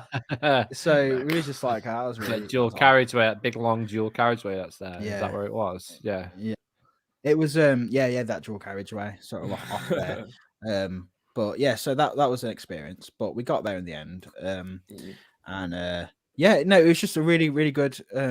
Again, it's just standard. That's the thing with, like I say, with PortAventura. You go in the week, best theme park in the world. Saturdays, unless you've got express, it can be hell. But because we had them expresses, it saved the day really. And we got on loads that day, as well as doing all the different scare mates. And they've got loads of street entertainment as well. So if you go to like Far West, there's a lot of actors around there. Not as many as 2019, but still quite a bit. So, but anyway, that is our trip. We got to get on to more news because just a quick question on Scare Maze side of things with PA. Did you have to pre-book your tickets? No, you could just book them. Well, you could book them on a day, but they do sell out. So we booked them basically on the Saturday. We went and did Ferrari-land in the morning. And on the way back, Joe just went and booked our tickets. Right. Okay. Cool. Later on the day, we saw like sold out things everywhere. So it was a good job we did actually do that because we. Did you have to book them individually, or could you book them all as a package? So you could do like a whole package of the 4 for €20. So all that's of them. Good. Yeah. Wow. So good price. Pretty decent. €5 a maze. Yeah, and then. If you wanted to do, and they're long mazes as well. Long mazes, like a solid 10 to 15 minutes each maze was. And the queues for them were not bad at all. We didn't wait more than 15 minutes for any of them. And that was on a Saturday where like all the rides were like packed. So that was really good. And then like, so you could do that. And then it was an extra £8 to do the Isla Maltida one, which was the water park one, but we didn't do that one. But yeah, cool. So there you go. Nice. Awesome. Thanks. Nice. Oh, what a way to start the show. Show just got started, guys. Got another 2 hours now. So coming up on the show. So here's the news. The second order of business will be tomorrow night. At 1:15 in the morning. Reaching out to the UK US folks. Right. I mean, we can some of these we can just touch on very briefly, but just, I mean, stealth, right? Stealth. Yeah. Just decided. Rollback City, baby. Don't want to go over the don't want to go over the other side anymore. I'm gonna stay on this side. I think it's just stealth being kind to enthusiasts. Like, come on, rollback day. Like it has a rollback day every so often. I should say week. You know what I found so funny about that is just that like, you know, because like rollbacks are such a few and far between thing. So like when it happens, like people who get to do it, especially on on like Top Thrill Dragster, at least, for example. Yeah. Like when you get one on there, it's just like, oh my god, I just got fucking rollback. People just start losing their minds over. Yeah, they lose the shit. And like the amount of people that were getting rollbacks on stealth, like what was it, last week or something? Yeah, it was just like the ride. Like the Twitter posts just turned into, it's got another rollback in it. All right, what's next? literal like, selfie to the phone, and just like that's going on. Like, what is going on with it? Like there must have been something like with the launch sequence or something that fucked up. Yeah, maybe I'm not sure. We wouldn't know. Maybe they found the root cause of it and dealt with it, because I haven't heard of it happening for the past few days. It was like it was like a few days last week, just a string of a few days, and after that it was like back to the regularly scheduled programming. Apparently, no rollback. Yeah. So, they whatever happened with the launch sequence, or just with the hydraulic equipment. I'm going to FARP next up end of October. I'm yearning for a rollback. That's what so like obviously I went like at the back end of last month. Right? Yeah, like it wasn't long ago at all. Like, it wasn't long ago at all. And we fucking, for the on the Friday that we were there, when it was 7 o'clock finish, 7 o'clock or 8 o'clock, I can't remember which. We just we marathoned stealth for the last. It's so easy to do for the last 20 minutes. Yeah, and you can have all the plans in the world when you go to FARP, but as soon as you come off stealth, you're like, round two. Let's go again. That was understand. That was always the plan. From day one, that was always the plan. We're just gonna marathon the shit out of stealth on at the end of that. Yeah, day. I mean it's a great ride. It does really well. That have happened like a couple of weeks before? I mean, it could have. Imagine if I got my first rollback on stealth. That'd have been dope. If you got a rollback on stealth, we'd have to make a jingle and a special section for it in the podcast. Like, so did you know that Mikhail had a rollback? Did you really? Yeah, I just slide it into conversation every now and again. Just yeah. That's all well and good with IAAPA and everything, but I got a rollback last week, right?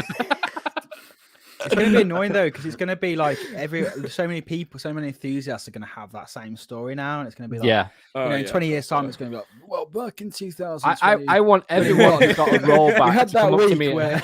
Yeah, I want everyone who had a rollback to come up to me at Velvet Coaster opening day next year and tell me if you got a rollback. I want to know how many people it actually was. What they could do now is they could sell that rope now, their launch rope. Rollback rope. Rollback rope. Rollback rope. Yeah, we'll take 50p off it and the savings. More impressive if you got a rollback on Rita, to be fair, wouldn't it? I think it was. That would be weird. That'd be really weird. Something would have had to have gone drastically horribly wrong. Like even more so than on stealth. It would be a snail's pace going backwards. Yeah, it would. But it was great as well. I mean, has that ever happened though? Like any other type of coaster like that, where we've had that constantly for like days? Like I've never heard of that. I think Top Thrill had it at some point. I'm sure it did. I could understand it being like an opening type of, towards the opening of something, because they're still trying to get it all down, aren't they? And, yeah. But like for something to be running, a coaster to be running that long, and then suddenly just to encounter that, like, Yeah. like, what could it be? Like, I tweeted out, was it because everyone's eating breakfast and drinking too much beer? I was like, is Too that much what Spartan. it is? Yeah, it's just too much being consumed on park, and then it's just causing everyone to roll back. Or someone's just, I don't know, because someone snuck I like really weights can't on think it. what it could have been. Someone snuck weights on it. There's just like a half a train of enthusiasts with just weights in the pockets. Just wearing weighted vests on it and shit. Stealth resins just in all of the pockets. It was great to see, though, wasn't it? It was great to watch some of your sunglasses. Oh, I'll have to mark. I'm happy with RIP that, sunglasses. Yeah, but it was great to watch some of the rollbacks though from the stations with people filming them. Like they were literally. I imagine if I was there, you'd be filming every run just to try and get that rollback footage. There was one of them, and someone went, "That ain't getting over," and it like almost stopped at the top, and then it kind of creeped over and just shot down backwards. I was like, "Wow, that would have been crazy." I've been on stealth a few times, like where you get to the top of the top hat, and you think we ain't going up, and then all of a sudden you just get a kick. It does happen, and then sometimes you just fucking yeet over that top hat, and it's just like amazing. But yeah, no. That could have easily been like the perfect storm there, where like the wind hits it in the right place, where you could just stall on the top. Like, like, surely that must have been like you'd think that was like a concern. I think you know that. I mean, there's a catwalk up at the top there for that very situation, isn't there? Yeah, James told me that when he did the behind the scenes in the past. I don't want to misquote him, but he said that the nearest crane, if that happens, is in Milton Keynes. So that's like 3 hours, doesn't it, to get there? Yeah. To like it's like a code platinum when that happens, like when it stops at the top, it's like the highest code. I think that's what I'm sure he told me that. So don't quote me on it. Yeah, but you could all just go like that. I was with you. I remember it. You could just get someone at the top, like a ride host at the top, and just be like, "This is what I thought." Everyone, copy me. Back. Oktoberfest, 205 feet in the air. Get Mr. Motivator on top. Get him out. Yeah. Get him up top. Point out some 90s nostalgia right there. There's an elevator that goes like from on Topfield Dragster. There's an elevator that goes up like through the middle of the structure all the way up to the top. Like that'll be what that's for, you know. Yeah. Like wow, maybe not to do maybe not to do a Mr. Motivator like rendition of that. Exclusively the Mr. Motivator. Do you imagine just in like is it a glass elevator as well as he's going up like Topfield, just like come on. They've just got like a glass cabinet in there, like Mr. Motivator, break in case of emergency. Like get him out. The leotard's on. Let's go. I was saying the leotard's in that cabinet. That's amazing. Oh man, that'd be so funny. Feck that. Stalled last year in testing. Yeah, did it stall or did they purposely stall it? Because it was there for a while, wasn't it? I remember seeing some images of it. We'll have to get Luca on at some point, speak to him about it, maybe we can find out what happened. But I know that Luca said it was his first rollback, so it's not common at all. This was like a proper one-off situation. I asked him that before, and he never had experienced it until obviously now. But I asked him ages ago about it. In fact, I think we asked him on the show, right? We asked him on the show, and he said, he said he's never experienced it, never had one. So he's had his first rollback, so that's cool. That's funny, right? Next up, so yeah, moving on. Yeah, London Resort. No, that's an interesting topic. That's a podcast. Yeah. I was just thinking, should we save this for next week, maybe? Or I mean, maybe we should, because it's not really like it's not going anywhere, is it? It's not like an urgent. What is that? Yeah. Was that a dig? No, it ain't going anywhere. Don't worry about it. No RMC, no Infinite Mega Coaster. Like we're not getting anything. Like Well, what I meant is there's a lot of people to go through on that, like a lot of companies to go through on that A list lot, to talk about like loads. what they're doing. Yeah. You know, Catapult. Catapult being one that I would really love to get into. Because that's yeah.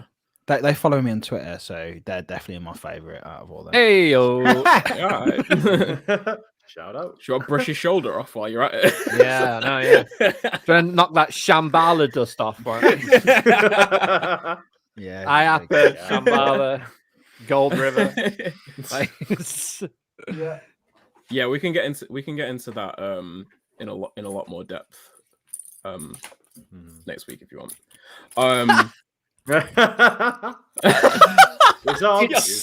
It's such a trade show thing. I have one of them, but it didn't have IAAPA on it. It says like bigger on it. Like it's such a thing. It's got your name on it and your company as well.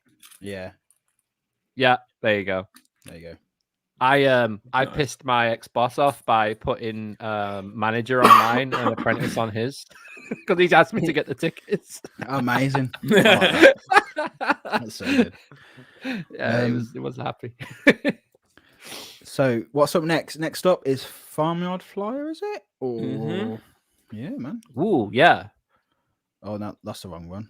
Oh, that's good. Well, it's one of them. There yeah, you it's go. one of them. But let's start with Theming. That's Yeah. like Disney level theming right there. Proper Disney level theming. I don't know if I would go that far, but it is very nice. I mean, in terms of the detail of it, and obviously with the fit for the area, What as they've well, got there is very It's a nice detailed. I can see expansion. what you mean by that. If Yeah. you could- the one thing that lets it down for me, it actual would be ride. Disney level. No, it looks fun. That looks fun, man. Like, It looks. I'd do it. I'd happily do it. I'd get that. Yeah. But the one thing that does let the it sounds harsh because they've done such a good job of theming, but the one thing that doesn't make it up to Disney standard is like the plasticky models and like of the animals and stuff. I feel like that lets it down just a little I thought bit. the same when I was there. But they love animals, don't they? There, like the sort of plastic, like to the I didn't notice it so much with well, I don't know if you meant specifically like the chickens, the cows, the pigs, like those models, but like the haystacks and the boxes. I thought they've got a sheen. They've got like a sheen to them, haven't they? they look like an asset from Planet Coaster. That's what they look like. Yeah, but I can see that. Yeah. we're being majorly critical here because they get rid of the gloss. Stop glossing boxes. Yeah, like, the gloss ruins it slightly for me. But I mean, that's going to not a wear bad off all thing, the though. time. That's not a bad thing of us being critical because to be honest, that just shows what a good job they've done. Where it's like, absolutely, we're saying like, oh, if it wasn't for that, it would actually be like Disney. That we can sit here and talk about the theming level of a kiddie coaster just by itself speaks to the level of quality they're putting into it. But to be honest, not even like the glossy finish of it, but like you can just very clearly tell that it's just like a block piece painted to look like a haystack instead of looking a little bit closer to representing a haystack. I don't think Cosmic Rewind's opening at Portland's, bro. That's definitely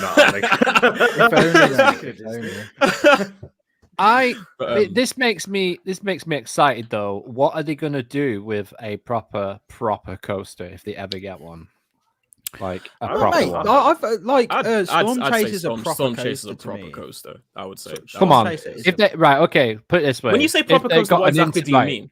Right, so if you've got like a modern day Vekoma, for example, all right, threw that in there. Imagine what they could do with that. Imagine what they could do with an RMC. Imagine what they could do with fucking B&M. Whatever they put into that park, I feel like they did. The thing is, the problem with like a B&M or like a B&M or like an RMC, big footprint. Yep. You couldn't really theme that. You can't. They got a lot of space. Hang on a minute, but then you could have but the station for that and the area that it would create, and I feel like Paulton's Park would put more than their head on the line to make that area look as amazing as it possibly could.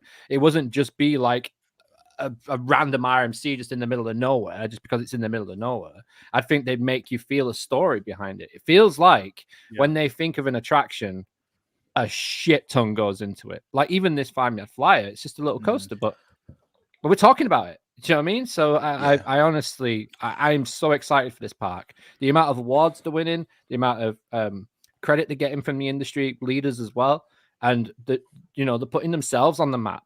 I'm just really excited. Like I can't wait for them to build something that's more thrilled than Storm Chaser. No offense to Storm Chaser, it looks awesome, it looks great, but I want to see what they're going to do with something massive. Mate, you've got to go. You've got to go on Storm Chaser, man, because you will be surprised. Like you will actually be surprised. I know, and I am looking forward to it. But I'm just loving the art, the style, the energy, and the thinking behind all of the new attractions at Portland's Park. And I just want to see them do something now, like that's major. Do you know what I mean? Major. Down south. I just think that it is a little jump in the gun, just too much to be talking about, like them getting an Intamin, a B&M, like something of that scale. I don't think in terms of the, I think Vekoma would. I feel like Vekoma is a good one to talk about, a good possibility to talk about. But in terms of the trajectory of their, let's say, thrill levels of coasters, I don't think they're trying to accelerate that as quickly as some people think they. No, they've already gone through with like Cyclonator though. They've proven that they are willing to go that far.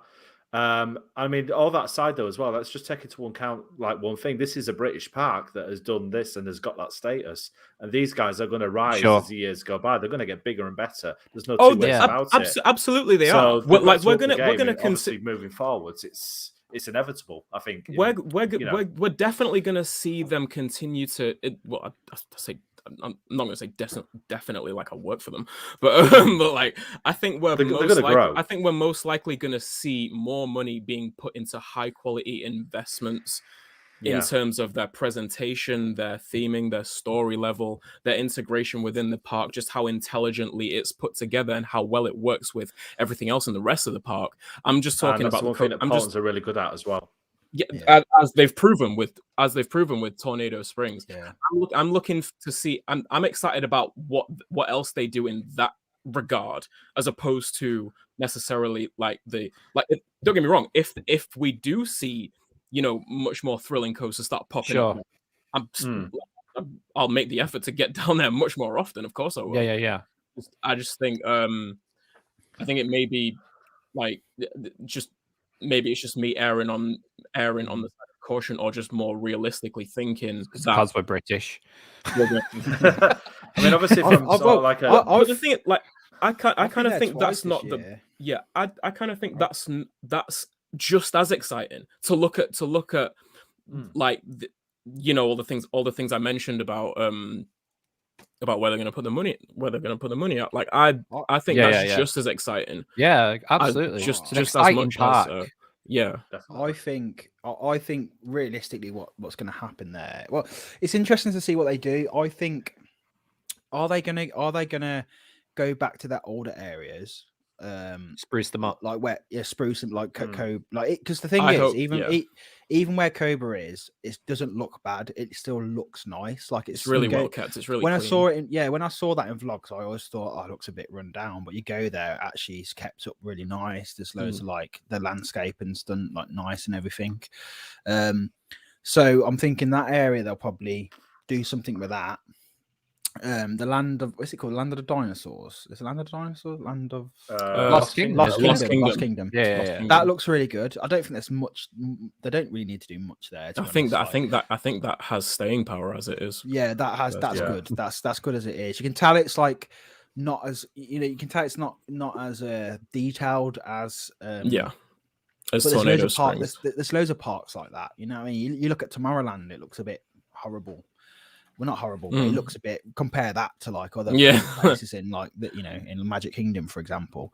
So that's fine, but I wonder, are they going to go do that, or they're going to keep it as it is and be like, well, that's our history, so we're gonna maybe we're going to keep with that, and then go to a brand new area. I think the question with Portons at the minute is they're going to look at, they're going to look at, even though it's been a success in the eyes of a lot of enthusiasts, has it been a commercial success in terms of like, GP. are people still flocking to Portons? To Peppa Pig World? Is that where people? Because when I go there, that's what's busy. Like Tornado Springs ain't busy. Like it's not busy at all. Like you can pretty much get walk on rides all day long in all the rides in Tornado Springs. I went on a random Thursday in September, and but I did go on a random Thursday in September, but the place was desolate. Like nothing had over.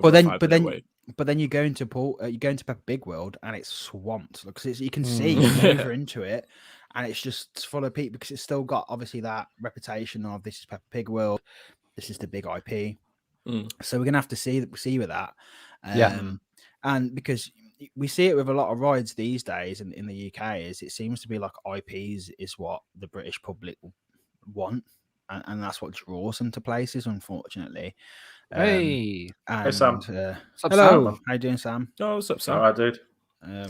But yeah, so it's interesting to see, like, because Tornado Springs, it's such a brave move to set them invest so much money into an area that isn't an IP, and in the UK, that's just so rare to do. So they're going to have to see. They're going to have to look at Cyclonator. Is it getting people on it, or is it just being a bit of a flop for them? Because they're only going to know that. No one else. And that's the other side that's the other side of adding thrill coasters and like thrill attractions in general. Is it gonna enhance the target market to the point where it's a financial gain for them? Because the only other park I've been to that I can compare it to really is Toverland. So has anyone else been to Toverland here? I've not been. No, I haven't, unfortunately. No. That is such a random park because you go in it and it's got so many. It's like a kiddie park, and then suddenly they've got Troy. Yeah, insane like GCI in the back corner that it's just walk on all day. It just no one goes on it. And then you've got is that the same part that's got Phoenix as well? Yeah, and it's got Phoenix the other side, which is so well themed. The whole area is just insane, like it's so well done. But then again, walk on. We went there for 2 days, and we were just like I've said before, we were staying on the train, just choosing our own seat. And so I was looking at that, going, "Has this?" I don't think I've seen a video of that Avalon area busy yet. I don't think I've seen a single video. When we went to it, and I'm like, has this actually been, because like the way they started out was being an indoor play area, like that's like an indoor play, literally an indoor play area, and then they just started building rides outside, and then got bigger and bigger and bigger. And you're thinking, has that actually worked out for them? Obviously, they get a lot of international travel, but they're not that far from like Efteling, for example. So they have that like they're drawing people, international travel from there. So it's one of them, and it's, you look at, I mean, I'm going to Ireland next week, and hopefully I'll get an Coca-Cola. How is it called? Coca-Cola. Coca-Cola. Coca-Cola. It's Coca-Cola. Is it Coca-Cola? Is it Coca-Cola? Creds are coming, guys. The holidays are coming. Yeah. Someone was asking about that in the chat earlier on. I'm going on that, but like, I'm interested in that. It's like that is such like a gravity group like coaster being in a random park in Ireland, and it is that Viking themed log flume. That looks cool, to be honest. Yeah, I'm interested in seeing that. Like, has that drawn enough people? Probably because Ireland is a big country and it's their only theme park, so it probably is actually doing really well for them. And they've got the two Vacomas on the way as well, haven't they? So yeah. They have. Just back to my original point is that I'm excited to see what to do with a big project. I think what I'm trying to say is that the creative minds behind their recent investments from the Lost Kingdom onwards, like they're the people that I want to see do something, have like a massive budget, a massive IP, if you will, as well, and just really like go to town on something. I can't even imagine how good it would be if they did that. But yeah, like they've got a lot of thinking to do. Was it worth it? From their standpoint, financially, probably it was. I reckon it probably has worked out for them. Yeah, I've but seen I a mean, lot of like, people go into it. Yeah, yeah, and I've this year I've heard it talked about every week Yeah. somewhere. I mean, you someone's you socials, see it someone's you Instagram, see it in the way know. it's been represented in the theme park awards this year. Exactly, It was not just in represented- the it was represented highly. yeah, Well- not just in the enthusiast community, but actually in the industry as well. Industry level. Yeah, definitely. Have Sean's you got like, a Funny brochure you mentioned that. with? Did I forget to say I went to IAAPA? Just, you better put that fucking lanyard on, bro, before you show us anything from my app. So Fun World, which is the IAAPA magazine, which is on display everywhere at IAAPA, front page. Hey, Tornado Springs. Okay. There you Yo. go. Marcus Thrill Riders. that's Phil Rider's picture, isn't it? photos. It is, yeah. I'm in this magazine as well. Oh, is this when you went down to Second do the page, yeah. Yeah. Nice. Second page, I am there. Sean You can't see it on reflected. here, but yeah, I'm here. Second page. Well, Yeah, Marcus invited a lot of people down, didn't he, to do the shoot because they Yeah. had to do certain things, didn't they? Like they had to Yeah, hold so on if to it's manufacture going- specs and stuff. Yeah, if you're going, if you are photographing for like IAAPA, well, for manufacturers, basically, Mhm. everyone has to be doing like what the manufacturer suggests, so holding on, basically. Yeah. Yeah. But yeah, like, but that's what I mean. Like, so this is like this goes out to the entire industry, and they have like this massive, like, They've got a lot of spread. Like they've got a lot of all this, outreach. Yeah. That's- A lot of coverage, yeah. all Jesus. that as well. So yeah, it's like it's worldwide coverage for them. But yeah, it's just going into like, Barcelona or IAAPA and just seeing, oh, there's Tornado Springs just there. It's Well, really yeah, cool, there you like- go. And everyone's gonna be like, "Where's that?" Like, yeah, Yeah. that's Yeah, incredible. Southampton, mate. yeah, Southampton. Yeah. The furthest south you can get, pretty much. So, Mikhail, I'm curious, how long did it take you to get? Did you go direct from Leeds to Southampton, or did you go from somewhere else? No. First. It was part of my week, just down. Part just of your cruising South cruising Temple in South Park. So yeah, we went from where my friend lives, just a bit south of London, and so we drove from there. I think it was around about 3.5 hours from there, or something like that. Okay, cool. Like from Leeds, it'd probably been like 4 or 5. I was just trying to like figure out sort of A how few far service it would be stations from later. Dynamite to- There'd be a fair few service stations, yeah, and a fair few Yeah. refills if the petrol's available. It's oh yeah, true that. Just I had to throw that in there. You're like, petrol's available now, but Do you know what? Do you know what? Do one-liners you've had tonight are just epic. if the petrol's available. you know what's mad? You know what mad that no one's talking about is the fact that like scare attractions are finding it hard to like fill up the chainsaws at the minute. Generators as well. Yeah. Yeah. Having That's said that, funny. towers have got more permanent lights this year, though. Have you noticed that? With all the Yeah, all like haven't the been. string lights. Well, string They've lights. always had them. Did you just never been able to see Fronting. them? Ah, you can The see them poles all have this year. always been there. The lights have always been there. It's just been like just for years. Right. They've just installed like maybe they've installed more poles, but from Yeah, definitely some of from them what I've definitely not seen, new.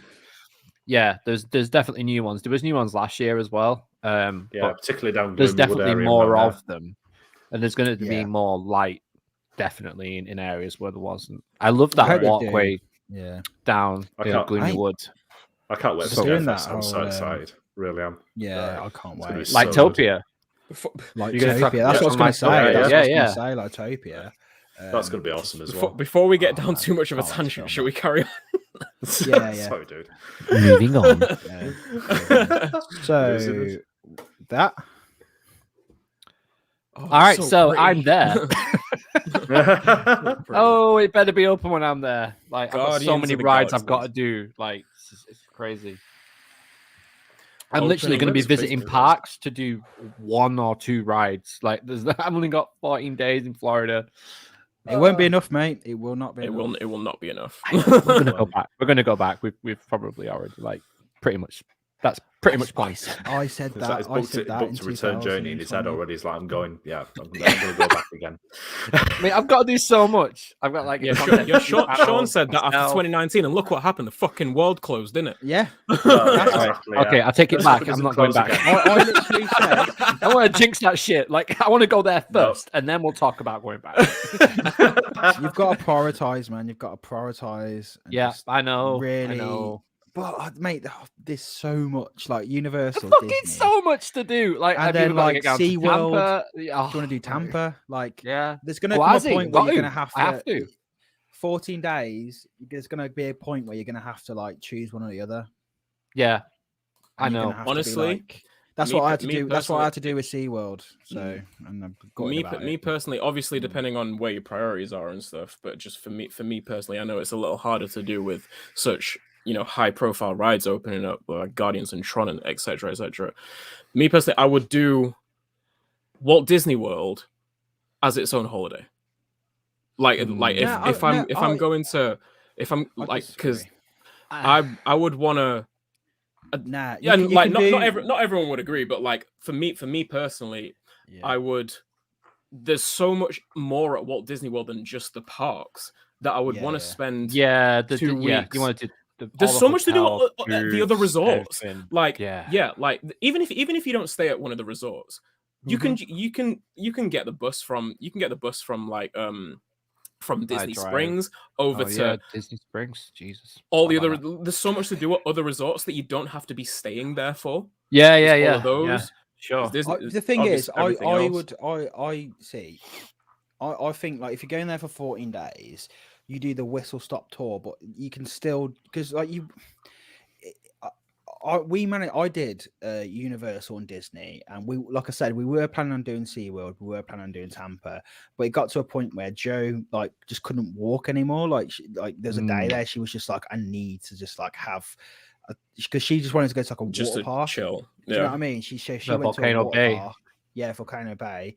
I was like, I've still got so much I need to do, and Joe wasn't like, bothered about. Joe wasn't necessarily bothered about doing things like ET's Adventure and stuff, and I was like, nah, I gotta do it. Like, Oh, for sure. I need to and I was ride like, that again. I've not yeah. ridden that since I was 11 years old. And, Oh. like she wanted to do it, but like it comes to a point when you get halfway through your holiday where you're just like, okay, it's either chill for a day, go see something else, or, whereas I did not have one day off. Like I didn't have one day off, and I felt like I got in everything I wanted to do except away from SeaWorld and Tampa. But I think it was like my fourth day into the holiday where I started to realize like you can look at it on paper and go, yeah, I can do that. But then when you get to it, you're like, yeah, but you also want to stop on your way in these parks and go, I just want to look at that for a bit. I just want to go and drink over there for a little bit. I just want to do that. You know what I mean? And all these little things you want to do. Well, so it's you can like, take it okay, all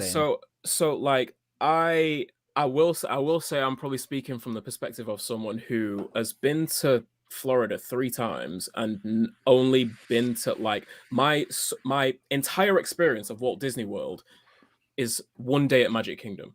So I've spent the vast majority, like 99% of my time in Florida at Universal, Busch, SeaWorld, Wet and Wild when it was a thing, and like I've just been there. So like I've just always been gravitated towards those for obvious reasons. I mean, I'm a coaster enthusiast, but like so for me coming from that range of experience and thinking at some point I gotta get over to Disney. I want time to dedicate to the entire resort without feeling like, oh, but Universal's over there. You know what I mean? I feel like, I think though in undivided 14 attention. days, in 14 days you can do Universal and Disney and get the full experience. Like away from doing like, I think when you're there, when you're just there, there is sort of like, I think it was like we didn't. Wish I lived in Florida. We didn't fly back out until the afternoon, so we got to spend a couple of hours at Disney Springs, and that was perfect because I just get to just quickly have a look around and go, oh, when I come back, I'd like to do that. We drank in a few different places, but there's shops and places you can eat. But when you're there, you're just like, okay, we want to actually just do Disney, which is like the parks. And then so I think I personally would say I comfortably did Universal and Disney, and I don't feel like I missed out on anything. I did pretty much every single ride there. Yeah, sure. And also I did like re-rides. So like on one of the days off where Joe didn't really want to do anything, you know, I did another half a day in Magic Kingdom, and I did another half a day in Studios. Did like a day and a half in like Animal Kingdom, and then like probably did 2 days at both Universal parks, 2 days there as well, because you can just quick go back and forth and stuff. So I think if you're doing 14 days, you can comfortably fit in both. But the problem is like I say, when you're trying to then go, well, SeaWorld. There's also SeaWorld. And there's also Busch Gardens. Busch. And there's also the fun spots. And there's also Volcano Bay. Fun spots, though, you can comfortably get that in on a night. You can do those if you're evenings. Evenings. That's an evening. And we're staying just behind iDrive as well, so we're in a proper nice spot. You'll get there easy, man. And you know what? Like, Fun Spot is so good because like you can go there, you can watch one of their watch the motor shows they do where they take all the vintage cars around, which is really cool to watch. They look a parade. And then you can just buy a cheap ticket for Fun Spot and then just do that all night. And if you go in a week, a little bit out. What month are you going in? June/July. Yeah, you should be all right. You'll get a lot in. Like you'll get a lot in at Fun Spot as well. We land at 4. My plan is to go to Velocicoaster like within the first 2 hours of me being in Florida. That is as long as you don't go as long as you don't go during the summer holidays, you should be good. Like, no. Like, you'll be all right. Yeah. We're back on like I think June's a good one. 7th of July. To be fair, like it doesn't even matter when you're talking about Disney Universal now. They don't really have off seasons. Not at all. Especially next year, an old thing. Like with traveling becoming more a thing. We're seeing it now. Next year is going to be heavy as fuck, like everywhere across the world. So it's going to be, but in the same sense, though, it's not just Disney. It's going to be everywhere. So hopefully, people are still going to be going out on the holidays that they want to do and stuff. Yeah, cheers, Dan. It's going to be epic.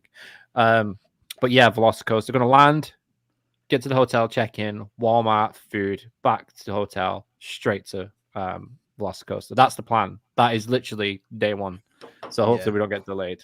Like, and then we'll just go Disney Springs after that, some shit. Like that's day one. And then day 2 is Universal all day from start to finish. So just get your flipping steps in, mate. Get your steps in before you go. Train for it. It is. Mate, like, I'm not kidding you. Why do you think I got this new job? That's the whole point. It's not the money. It's the steps. The endurance. It's the steps, but like I can say this, but like it won't hit you until you're there. Yeah, prepare yourself for the heat. Yeah, prepare yourself for the heat and the humidity. It's the humidity that does it. It's the humidity. Because I love heat. Like you know, when I was out so do I. But the humidity is something else, isn't it? It's crazy, and because it's well inland, it's right in the center of Florida. It's not on the coast or anything, so you're not getting any sea breeze or anything. So it's literally just pungent in the air. But that's like one tip: if you've never been to any of the Disney parks or Universal, like work out, especially if you go down Main Street in Magic Kingdom. You know, do one. Obviously, when you first get there, you want to go down Main Street. You've never done it before, go down there. But every single time, just walk through the shops because you just get the best aircon all the way through them shops up Main Street. That's what Dan's just said in the chat. You're looking for shops with AC. I found all the shortcuts to the other areas. Just I'll be like, okay, the AC's in there. I'm going to do that shortcut through there. That's brilliant. It's the best feeling when you get that air. You can do that from start to finish on the Strip in Vegas. From start to the top. You can all the way through the casino. All lead onto each other. There's like a bridge every so often, but even the bridges have aircon blasting up. But it's that's what I'd say, because because obviously do it. on Main Street, even though they look separate shops, it's all just one big shop, isn't it, all the way down? So you Yeah. can just walk all the length of it. Brilliant. And That's that's a cool what tip. I'd say to do. I like that. But it's you just got to find that, and then just You'll now and have- again you'll- just You'll have stand a in the rid- doorway. you'll have a ridiculous time regardless. But like, Yeah, Oh, absolutely. mate, it's man. the best. It's the best time. Rise for me, Rise is the biggest thing. I was scared that I wouldn't actually get on it because obviously I've got all these things to do, but now I can just jump in a fucking queue. I'm so happy about that. So happy about that. Like, Yeah, see, like I'm kind of glad the way the anxiety of are you going to get a boarding pass or not is kind of bad. But if you're there for 14 days, what I did was just go, okay, I'm gonna just go there early on, try my luck, and then if I don't get it, I'll just keep coming back until I get it. Because you can literally you get to well, it's a bit redundant saying this now, but like what you could have done when it's boarding passes is get your ticket, get your boarding pass, and then you could just like hop on to another park all day. yeah, you're allowed to leave the park with it. You Yeah, can I just see go what you're and then saying. come back. Yeah. So I love the boarding passes just for the fact that I got my boarding pass and then I got to have a whole and you day knew, on the park. yeah, absolutely. And I knew that yeah, as soon as I got there, I was getting straight on the ride. Like there was no queue, it was like straight on.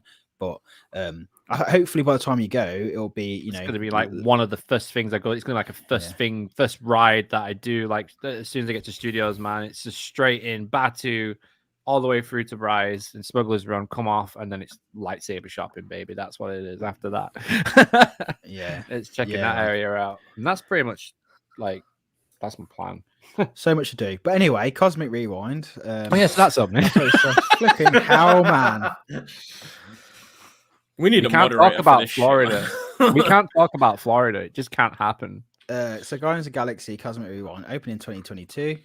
So what else information have we got on this? Because I've not been keeping up on it. I think that was Not a ton. I think that was kind of it, to be honest. I think it was just Walt Disney World acknowledging that it will be 2022. Like obviously there's been so much speculation about it online and stuff, and just to have it, confirmed by Walt Disney World was, I guess, was the key point. But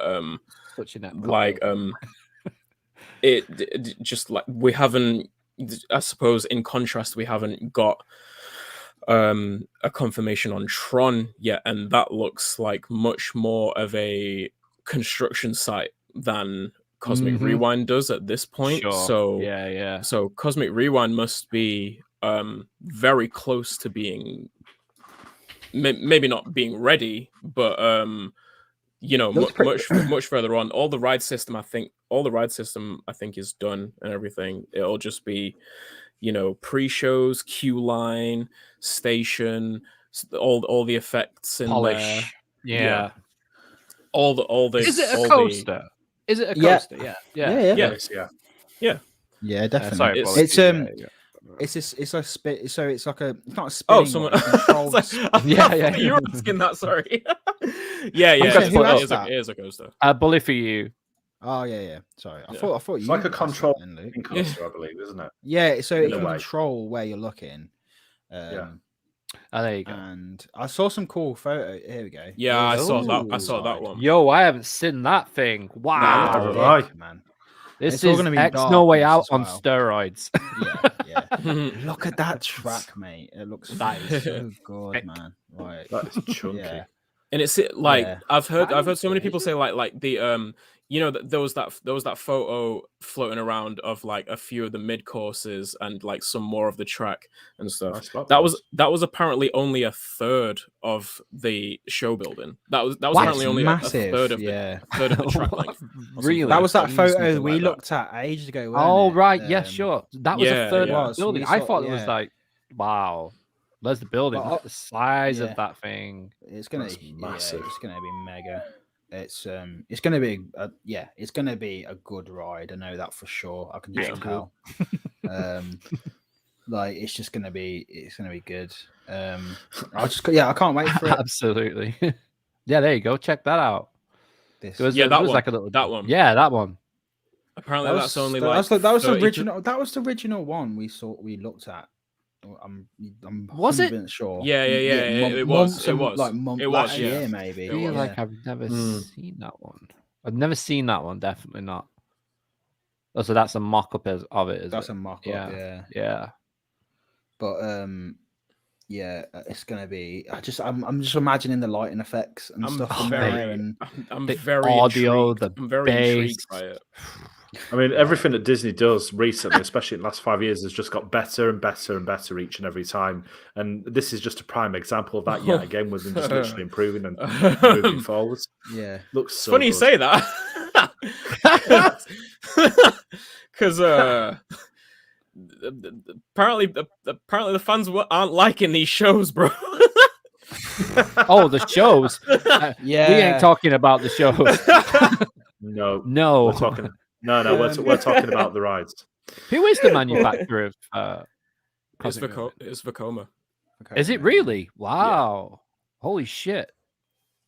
Yeah. So That surprised me. I thought it was like in-house. No, it's Vekoma. are we going to talk about what you want to talk about?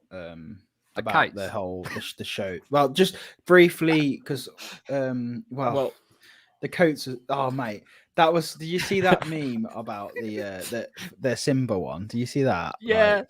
Oh, that was the best. Fucking... That was the best. I don't know. Someone put on Twitter, they were like, Walt designed it, wanted them to crash or something as well. Like, it just looks so strange. It looks so weird. It's like imagine having Henry Hound just on a kite, just like floating around towers on the lake. It's different for us. Such a random sight. Isn't it? It was funny. I'm just gonna quickly show this, right? Like, yeah, please like, do. It just if it's the one I'm thinking of. I haven't found the meme, but this one was funny though. Like the concept art. Oh, not this again. Look like. What the fuck is Disney, this? stop doing too good concept That was it.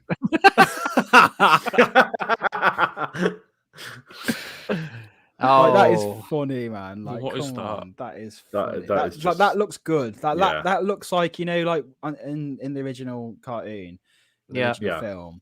That was like that just looks like, and then when you saw him in the sky and stuff, and it looked so cool. But then it's like, you know, it's like, what is that face? Here's the bag. That Here's looks the bag like and it's basement been version. It literally looks like it's been bought off the front of that guy that has loads of balloons in his hands, like outside Blackpool Pleasure Beach. Why does he look? Balloons and glow sticks, guys. Balloons and glow sticks. Why does it look so disconcerted? It looks really worried about something. Because it's about to crash. That's why. Because it's a big ass cat and it doesn't like water. It's going down. It was weird. Yeah, it's true. Doesn't want a I have bath. to be careful what I show it. Like, Oh, there you go. Kitty don't want no bath. What the hell? Timon and Puma, look at that. what is that? Yeah. That looks terrifying. That is like nightmare. Why does he look like a material. maggot? Why does Timon? What It even? looks like a What even maggot. is this? Like, what am I watching right now? Like, what is it? It's Animal Kingdom, Disney's right? spectacular new kite show. Disturbing new kite shit. What? Oh my God. The two. It's stoned. It's completely stoned. Back to B&M bargains. Yeah. Yeah. But yeah, definitely. it's a weird one. But those are really. Is it a funny comedy? theme. It must be. It must be a comedy. It's gotta There be was a really comedy. funny Definitely one. got that, it's gotta Of, be. Oh, I know which meme you're thinking of now, and yeah, I bet. But anyway, there was a good like little. I've lost the schedule now, but there was a good. Oh no, I've got it up in here, haven't I? So this. Sorry. Yeah. Okay. So this This pretty is- much yeah. sums up. I think this is what this is a better way than what I've been saying for quite a while. Yep. Yeah, I saw this. I saw this, and I was like, Definitely. "This is the most accurate summary." someone want to read it out for the of- cast? Like, So So, like- theme park fans see the theme parks as a unique brand unto themselves, a sort of unique IP, just like Star Wars or Marvel.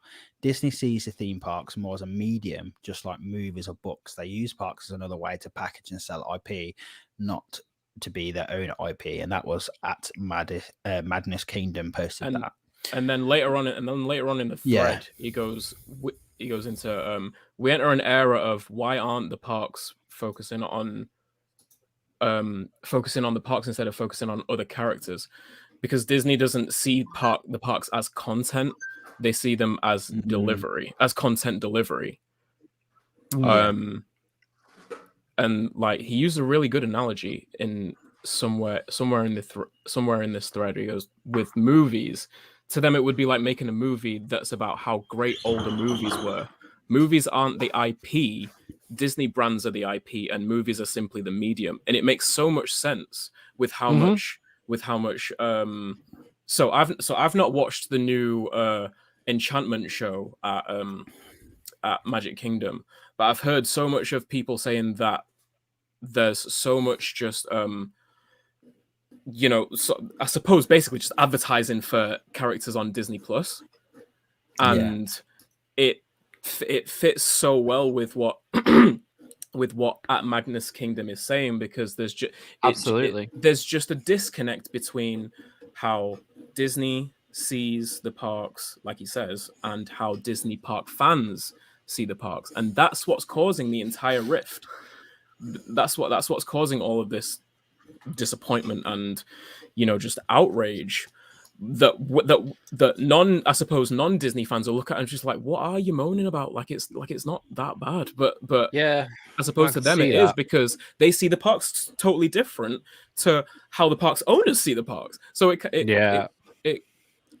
makes a lot of sense. Yeah, it's what I've said it. Like I said, I have said this on the Coastergen podcast a while back, where like back in the day, Disney were creating their own IPs in their rides and on themselves, like Pirates of the Caribbean, like obviously before the film, that the films turned it into a bit of an IP, but Pirate of the Caribbean, Haunted Mansion, like there's all these like awesome rides that were just as popular as some of these like global films and stuff, and absolutely they replicate them around the world, and still are. And like I maintain that I think rides like the Haunted Mansion for me is like one of my favorite rides at any Disney park. It's got a feeling to it that it just feels Disney, but in a different way. Like it feels like a classic kind of Disney. And when I did it, I was like, I feel like I've ridden this ride 100 times. I've ridden it once, Wow. And I don't know. Yeah, it's just things like that, and I can understand that. And there's a lot of lore built into these parks that that Imagineers put into it, like the Adventurers Club is worth looking into. There's a whole lore behind how all these different parks around the world are connected, and all these different things that have nothing to do with any of the Disney films. And it is its own, like the Disney parks, like it says, it's its own thing, and it's its own IP. And this is what disappointed me a little bit about Epcot. When I went to Epcot, I loved it, and it felt like its own thing away from the parks. And then when I was going there, I was watching them build like Cosmic Rewind and Ratatouille, and there was putting Moana into it, and I was like, this is really weird, because now I've experienced Epcot like this, which is just, it's just a hard thing to explain until you go to Epcot. It's just a chilled place where you can drink, see some shows and things, and it has its own feeling, and it was always meant to be like somewhere to just it wasn't meant to be a theme park. It wasn't meant to be like an attraction, like amusement park, and now it's like it's an extension of any other park that they have, and it's going to feel very confused. And I think this is what people were very studios like now, isn't it? Yeah, and this is what people were annoyed at about the new show, because Epcot Forever has ended, and now they've got the new show there, Harmonious, and people were again like complaining about it, because it's just like it's more Disney IPs injected into it, where it's like that's not really what Epcot's about. Epcot was never about that. And I can't, like it does sometimes when you see the Twitter drama kick off and it's everyone having a go at each other, it does feel a bit over the top, but at the same time I can understand what people are saying, and it's just people having a go at each other on Twitter at the end of the day. But a lot of people have got a point. But at the same time, like, Walt Disney had that famous quote where, like, a theme park, these parks should never be a museum. It should always be moving forward. It shouldn't always be trying to see what's next. And it's very good. It's all well and good, like people our age saying, this isn't the Disney I remember. And it's like, yeah, but we can go to a Disney. If you've never been to a Disney park and you're in your 30s or 40s or even like late 20s, you can go there and feel nostalgia because you remember all these films when you was a kid. That's legit what I'm looking forward to. Like, the which is good. that I'm going to get because I've never been. But we have the new generation coming up now, and it's like how Sure. often, how many people now, like the new Aladdin films come out, like the real life film and stuff. Our kids then going to go back and watch like the Aladdin cartoons and well, the Aladdin original cartoon, and same with Lion King and stuff. Or are they only going to watch the new version? And is it just going to be? It could very end up being like kind of a irrelevant going forward, just being a load of 60-year-olds who remember the 90s films. Yeah, I don't know. It's a weird one. It's a hard one to get right, but I do agree. People saying they're just becoming like. I mean, it's funny because I've never been to any of the the Florida parks or indeed like any of the American Disney parks. I've been to Paris, but I've never been that side of things. But when I do go, it's not going to be for me. It's going to be for Theo. It's going to be for my son. And as much as I'm going to enjoy it, it's going to be aimed more at him than me. But obviously, at the same time, I'm going to be experiencing that for my first time myself. So it's going to be quite sort of weird in like a really cool way, if that makes sense. Yeah. And a lot of parents always say that there's definitely something to be said about experiencing a park through your kids' eyes and sort of living vicariously living vicariously through them. And like that, I mean, obviously I don't have kids, so but I can imagine that is just as enjoyable as experiencing a park yourself. There's something about watching their little faces light up and just that expression, that glee in their eyes, and because the faces just literally they like flash with like joy, and it even not just like at parks and stuff, but just anywhere, them experiencing something they love, or they've just got an instant love for the first time. But and it's I do think that some percentage of Disney fans do forget that the parks are primarily for families with young kids. Exactly. I mean, they kind of the way Disney works so well is there's something for everyone there.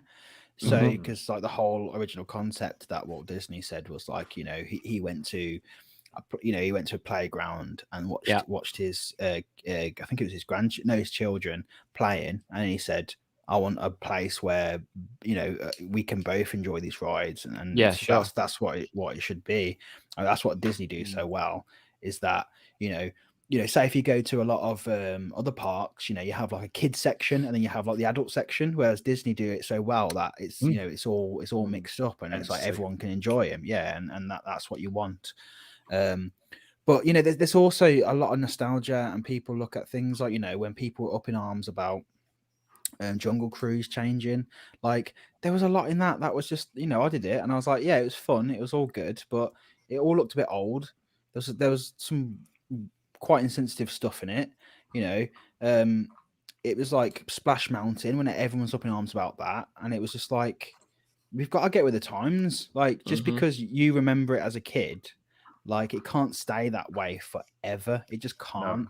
It's got things sometimes have to change. And if it comes to 2030, 2040, 2050, and the parks still look the same as they did in the 1990s, then like it's just gonna look dated. It was like completely dated. It's like with Splash Mountain, right? That was based on Song of the South, right? It wasn't really about Song of the South, but it's based on characters from that film. If people look at the origins of that film, it's just like a horrible film, man. Like it's disgusting. Like it doesn't matter if nothing in that is this hasn't got other characters from the film. It's still based on that thing that you can't even buy copies of it now because it's so bad. You know what I mean? So is that Disney? I don't think that's Disney. That's not what Disney should represent these days. So let's move with the times. And things like that. So parks do have to move forward, unfortunately, and there is a little bit of that. But going back to this tweet, I do understand what they're saying, where it's like, as much as IPs we have from films, we should also have like they should also be creating their own things as well, such as that was gonna be my point. Like the creation of park-centric or park-specific IPs should keep going. Not that they should stay with the ones that they've already created, but like should be built like You could even use the IPs that have been created within the park specific IPs, Absolutely. and create new stories within them.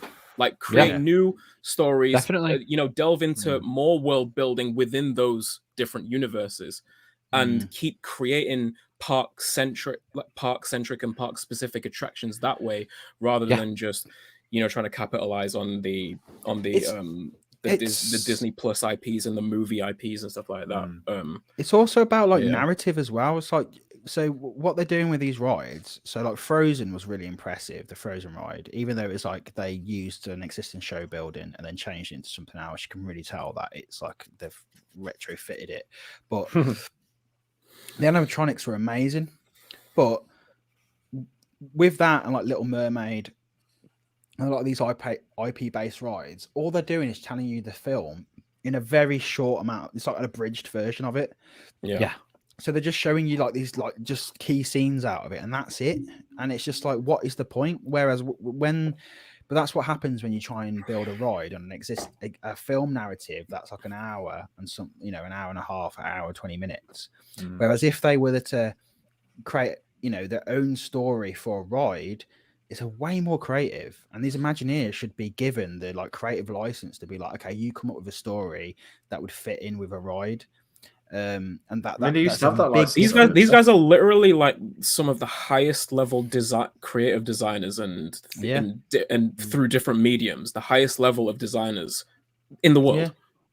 And it's like, if you do haunted, if anybody should be given creative license to do all these things that we're speaking of, it's them. Literally. And it's like, if you do like Haunted Mansion, there's kind of a narrative there, but it's a ride narrative that makes sense when you're in it, and you have a feeling of a story there, but you're not quite sure, and so you want to ride it again, and you want to look at all the little Easter eggs. When you do something that's an IP, you're like, well, it's what you get. I've watched the film, I know what it's about. That's all it is. Whereas, like I say, like Pirates of the Caribbean, like there's so much like things on forums of like, oh, what does the story mean, and like trying to. And there's that joy in it of like, what does it mean to you? What's the story there? And there is some absolutely there. And that works in a ride because you're not going for, really intricate story narrative, like people talking all the time. It's kind of just like, it's a feeling of a story and of a narrative. You're in a scenario and you can just it's visual storytelling. It's visual storytelling.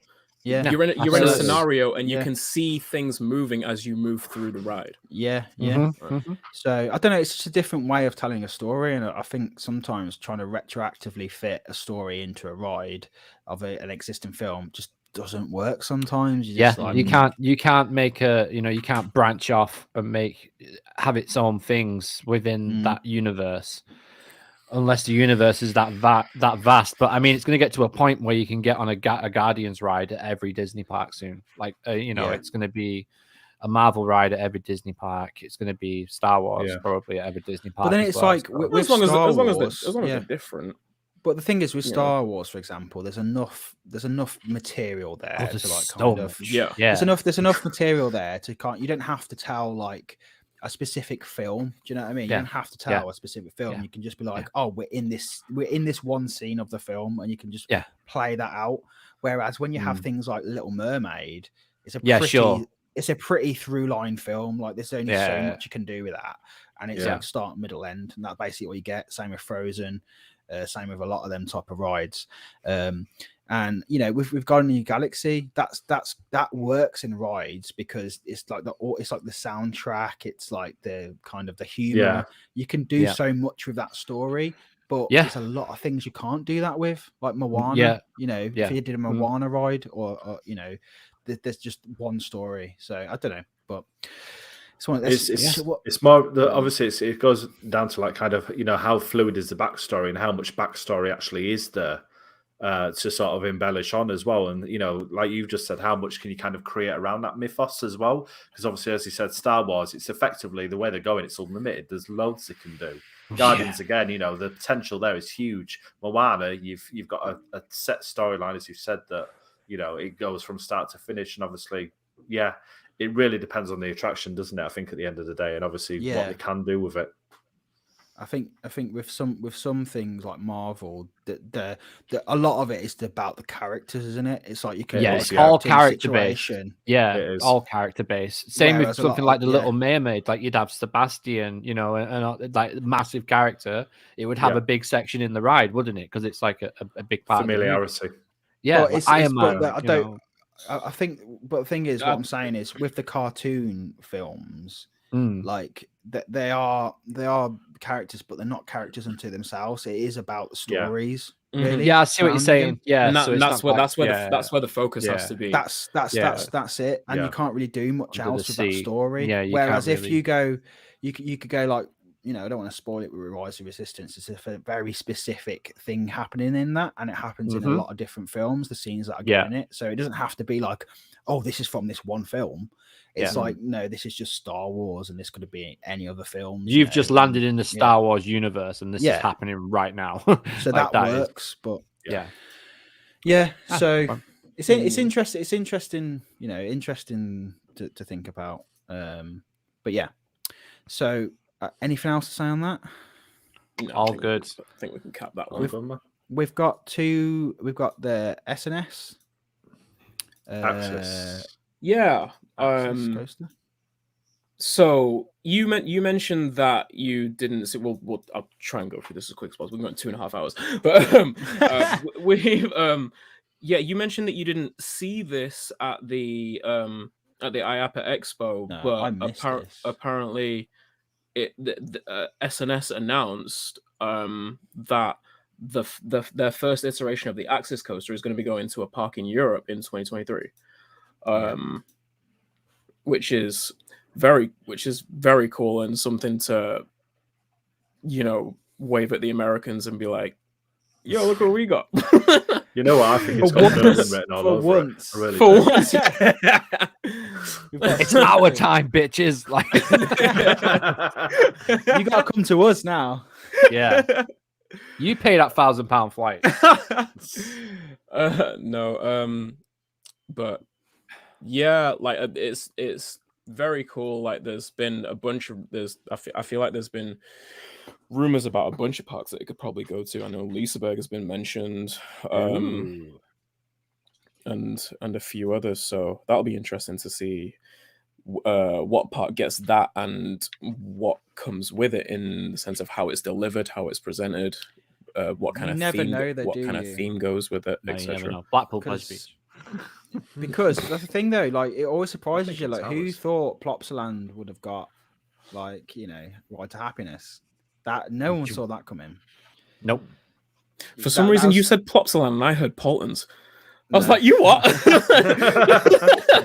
When did this Similar, but happen, not and when are quite. we going? Like, when did Poltons get right to happiness? But this is what happens. Like, you know, someone Film. goes, "Oh, it could be Europa," and everyone automatically goes to, like, you know, the big parks, the well established parks. But it seems like a lot of these smaller parks are like wanting to get in the action. And Absolutely. Which and is- SNS, I will never complain about, which Yeah. is only good. yeah. So that's exciting. And if it's, And to be I mean, honest, like this whole Axis concept and like Axis model just seems like another one of those like super out there kind of, you know, ride models, probably because we haven't seen any rendition of it, like, so we don't have like a concrete idea of what it's supposed to look like outside of the prototype. But like it always seems like it's like more times than not, it's not the bigger parks that go for these sort of like thinking outside the box models.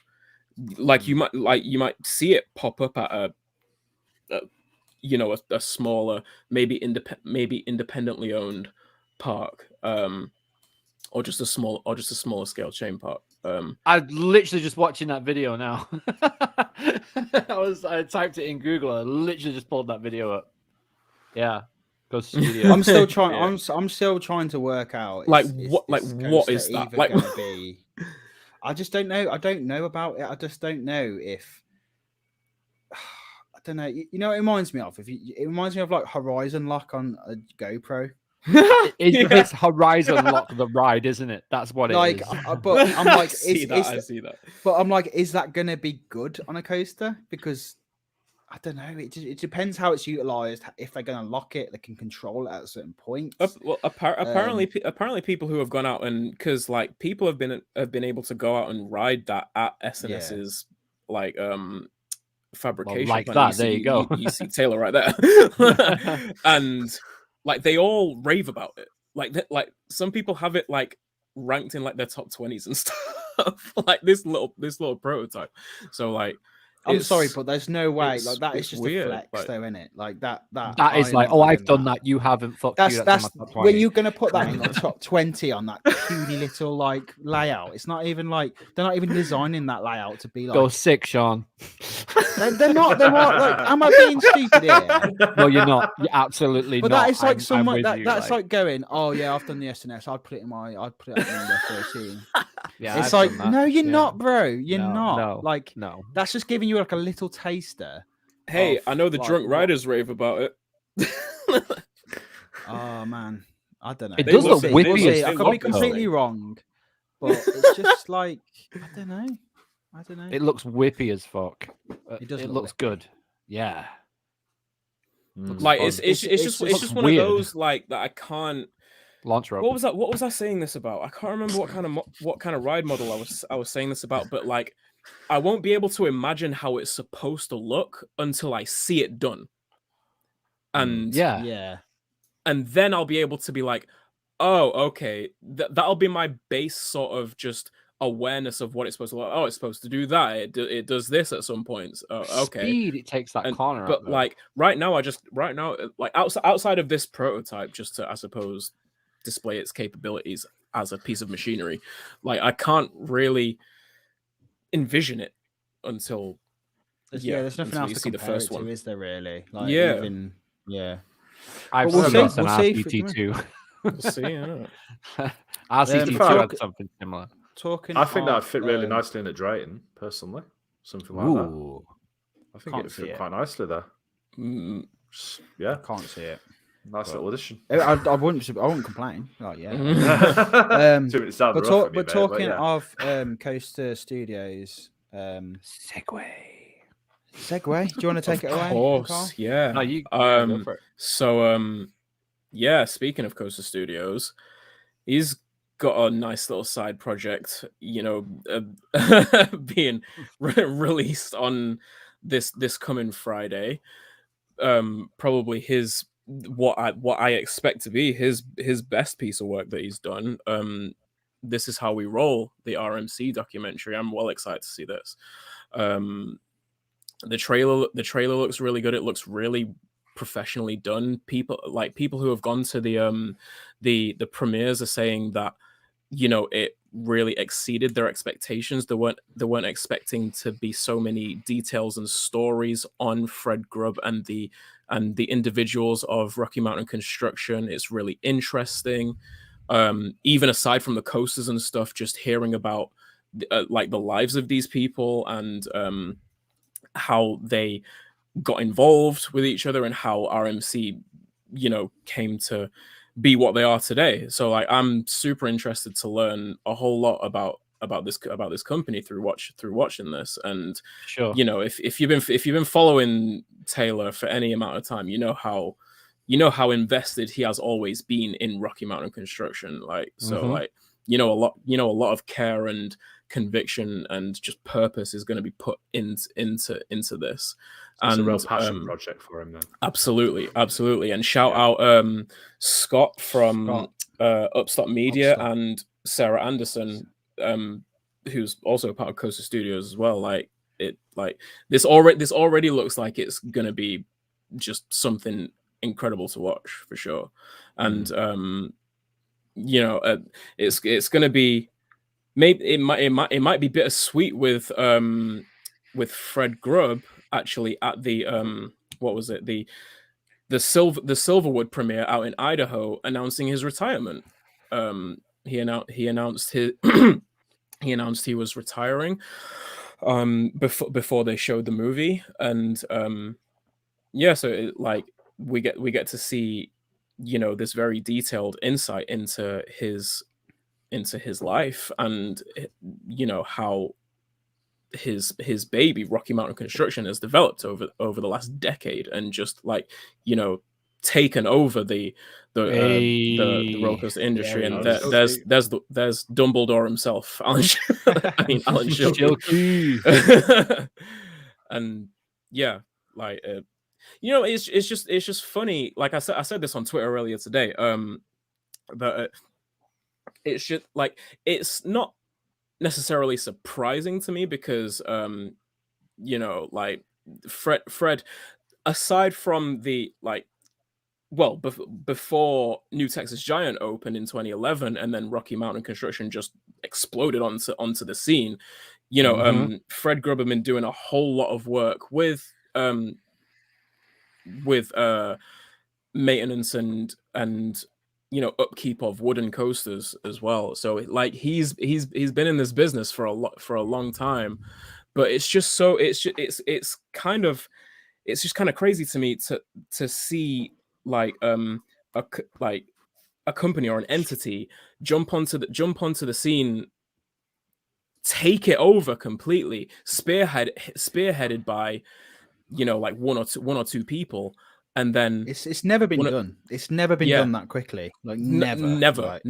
And then he's just and then he's retiring just like that. It's been 10 years of like dominance, in some ways. Oh, absolutely. Yeah. And there's no it's like a flash in the pan. Like, you would expect. Obviously, Rocky Mountain Construction as a company is not going anywhere. Like, there are a lot of very highly skilled, you know, high character people. The fact that RMZ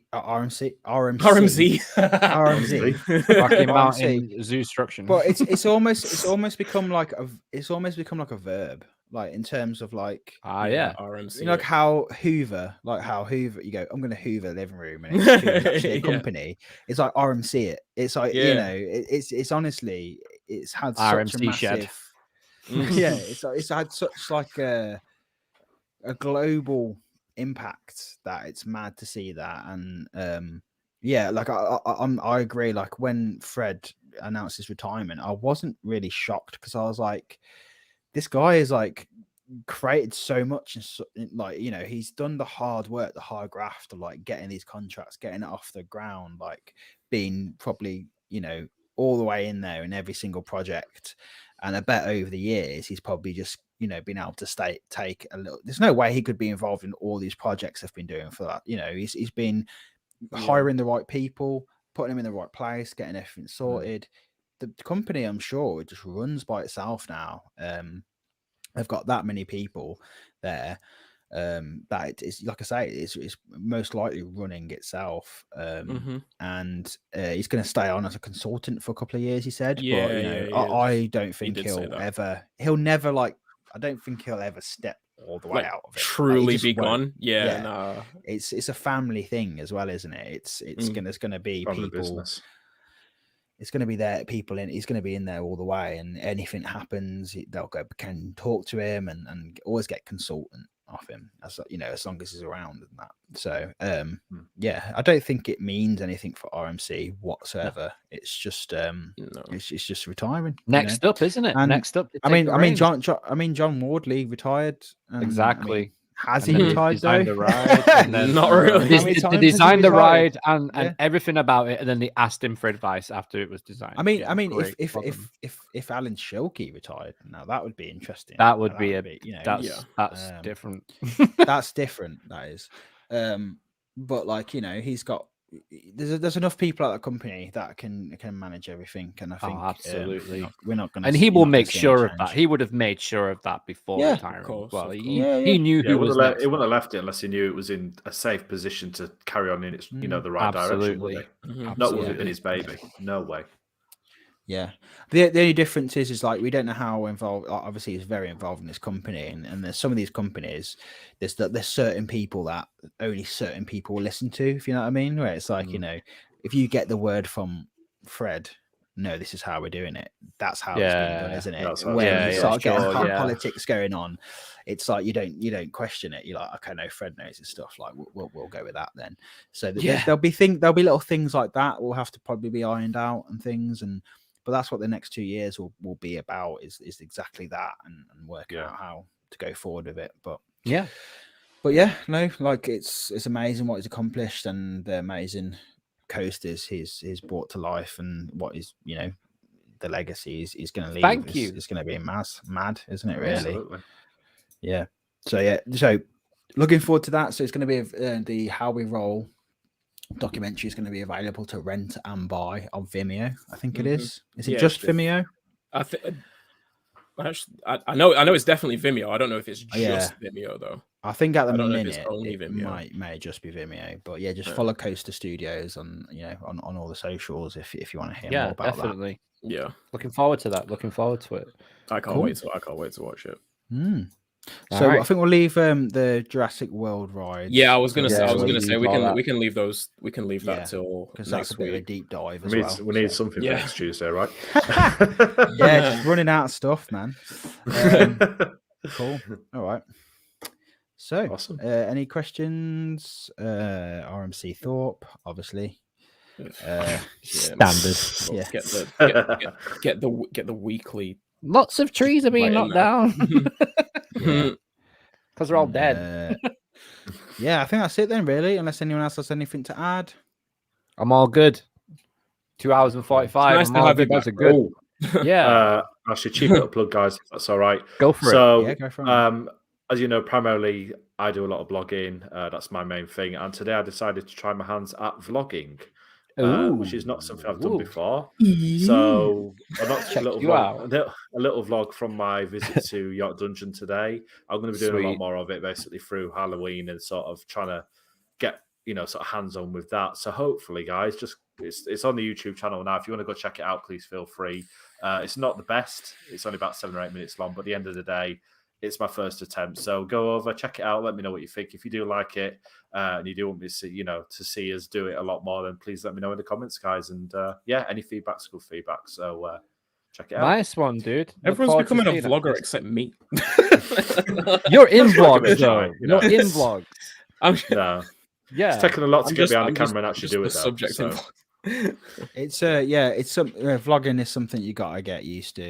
It's not something you can just turn on like that. It's no.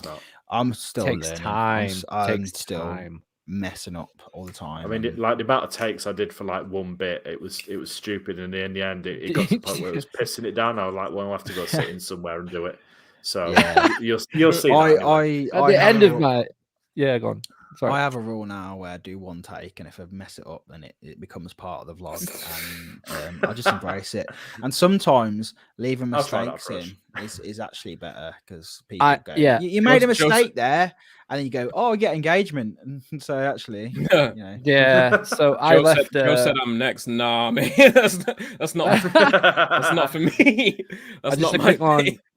K Coasters, the DJI is awesome. I've got a vlog coming up sometime this week from the Railway Museum in York as well. I vlogged the whole time there. That was epic. So I can't wait to show you guys that. That was the first real challenge for the new camera. So yeah, it performed amazingly. I'm so happy with it. Like happy with it. I literally got a drone camera and just holding it, just walking around. It's fantastic. So smooth as well. But yeah, like the Jorvik vlog that I did, I couldn't say Coppergate Mill for some reason, and I just kept on fucking it up. So I left it in at the end of it. I thought I'm just going to leave that in, do like a little blooper reel. I'm going to leave them in actually, a few of them. Yeah, I did a similar thing when I've just released a Tibidabo vlog from Barcelona, and I practiced saying it so many times, and I switched the camera on and I went Thibodeau. Red light syndrome. Oh mate, it's so bad. Like I was listening to pronunciation. I was like, yeah, right, Tibidabo. Put it on Thibodeau. I've just released my vlog from Tibidabo, and it's such a stunning place. So yeah, you can go watch that on my channel after this if you want to, or one of ours. But awesome place, absolutely insane. I just want to get back and do that coaster though, because the coaster looks sick. where is it? Oh, I did have some pictures of it, but I It don't does know. look like Have you a seen good that one. Vekoma? It's all on the hillside, isn't it? Yeah, it's the location of it that makes it. Honestly, like the drop on it just looks insane. So yeah, go check that out if you're struggling for something to watch. There you go. Absolutely. Cool. So, all right, do you want to lead We us out? Yeah, sure. Guys, if you've enjoyed this podcast, make sure you do follow us on all our streaming platforms where we are available. If you're listening on Apple Podcast, give us a 5-star review. They like that, and they push us up the list, and we'll be in your podcast list more. If you have enjoyed this video as well, guys, give us a subscribe. Chain Dogs on Twitter as well. You can follow us. Links are in the video description below. Yeah, thanks for watching. Thanks for being in the chat. Thanks for all the questions, and we'll see you next week. Well, you might want to follow us on our socials right now, because like schedules are crazy this time of year with like loads of the scare events going on, and everyone's around, and everyone's away at night now. So we have to try and work around it. That's why we did it today on a Tuesday. But yeah, guys, thank you so much for watching. And yeah, we'll see you next week. See ya. Bye. Goodbye.